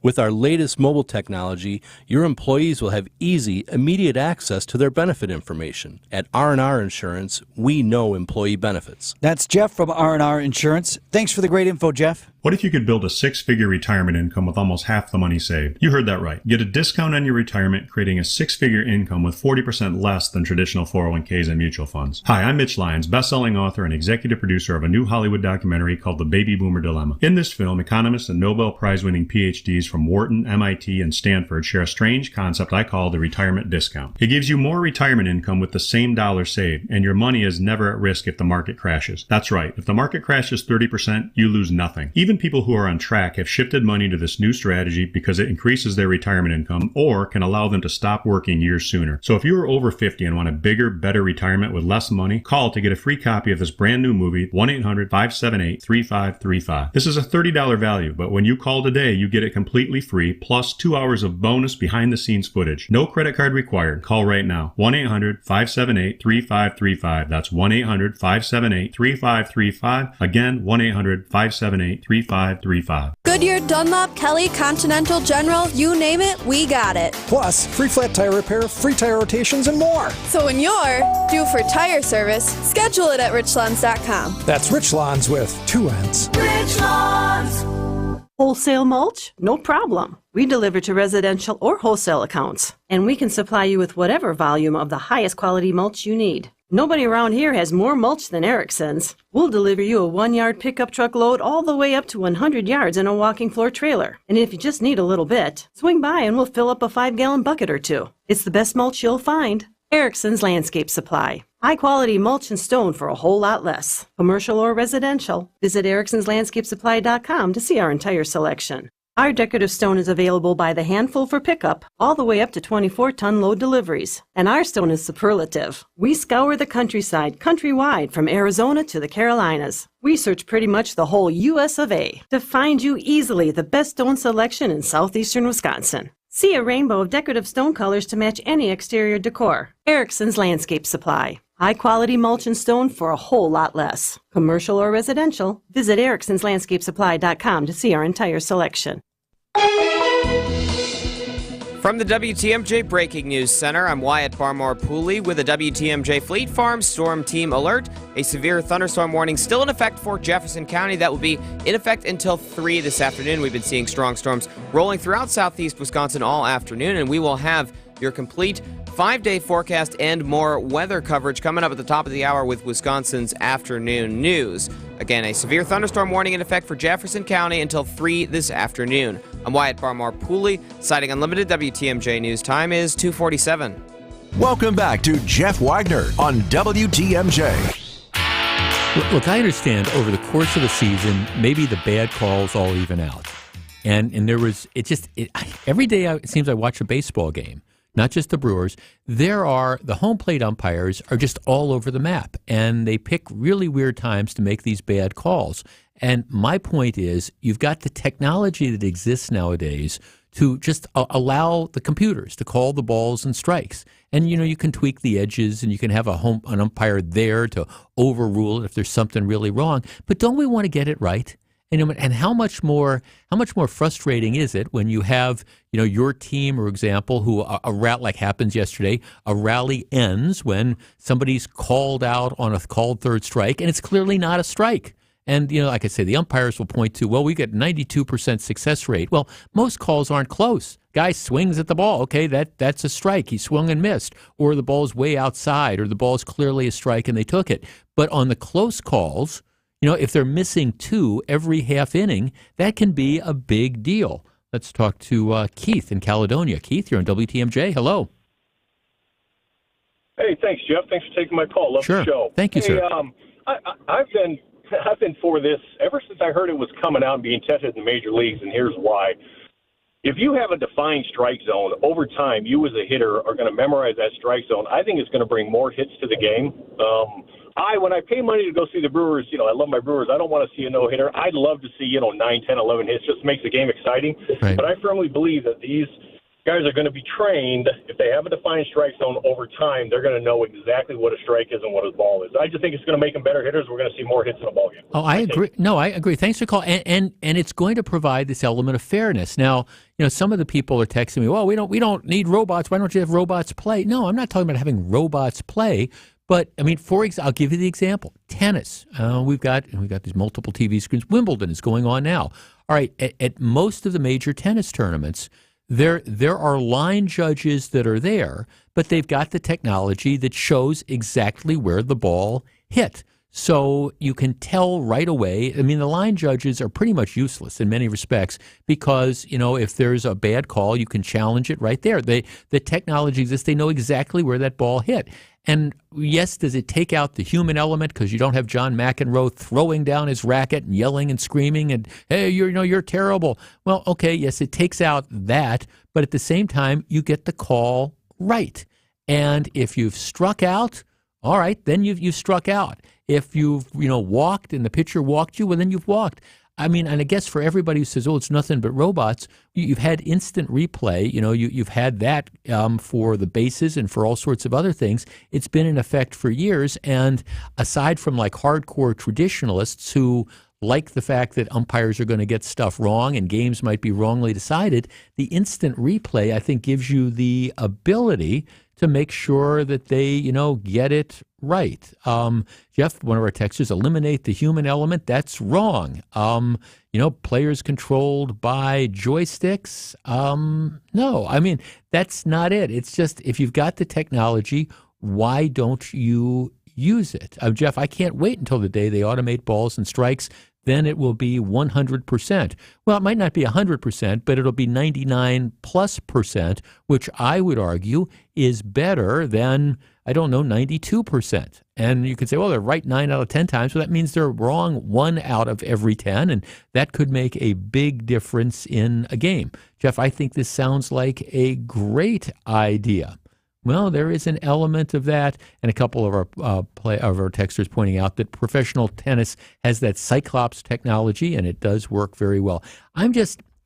Baseball has been reluctant to make changes. I mean, how long did it take them to put in this pitch clock? So now they put in the pitch clock, and I would say that almost everybody thinks it's a great idea, that it's sped up games. Now, you can argue that maybe it needs to be tweaked and maybe, the 20 seconds between pitches or the 15 seconds should be extended an extra few seconds. You can always tweak this. But, you look at the games, years and years ago, purists objected to putting in the three-point shot in basketball. Well, now I think almost everybody would agree that might be one of the best rule changes ever. It's just opened up the game of basketball, and people enjoy it.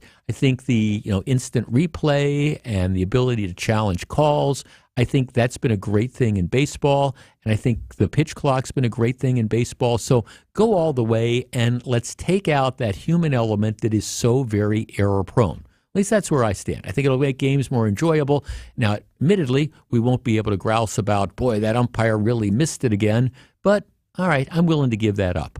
Okay, let's take a very quick break. Again, weather moving through the area. We'll continue to keep you updated on that all afternoon. Let's take a quick break. When we come back, John McCure is in Alaska, but Greg Matzik, Sandy Max, they are here. We'll find out what they have on their mind for the big show. Stick around. Stick around. Jeff Wagner is right around the corner. Are you ready to step up to the plate and test your skills? Hey, bada, bada, bada, bada, bada, swing, bada. Join Steve every Friday at 10:35 for a rousing round of virtual baseball to win awesome prizes. Oh, baby. Steve Scaffidi's Virtual Baseball, presented by Siding Unlimited. This is what's great about sports. This is what the greatest thing about sports is. You play to win the game. Every Friday at 10:35.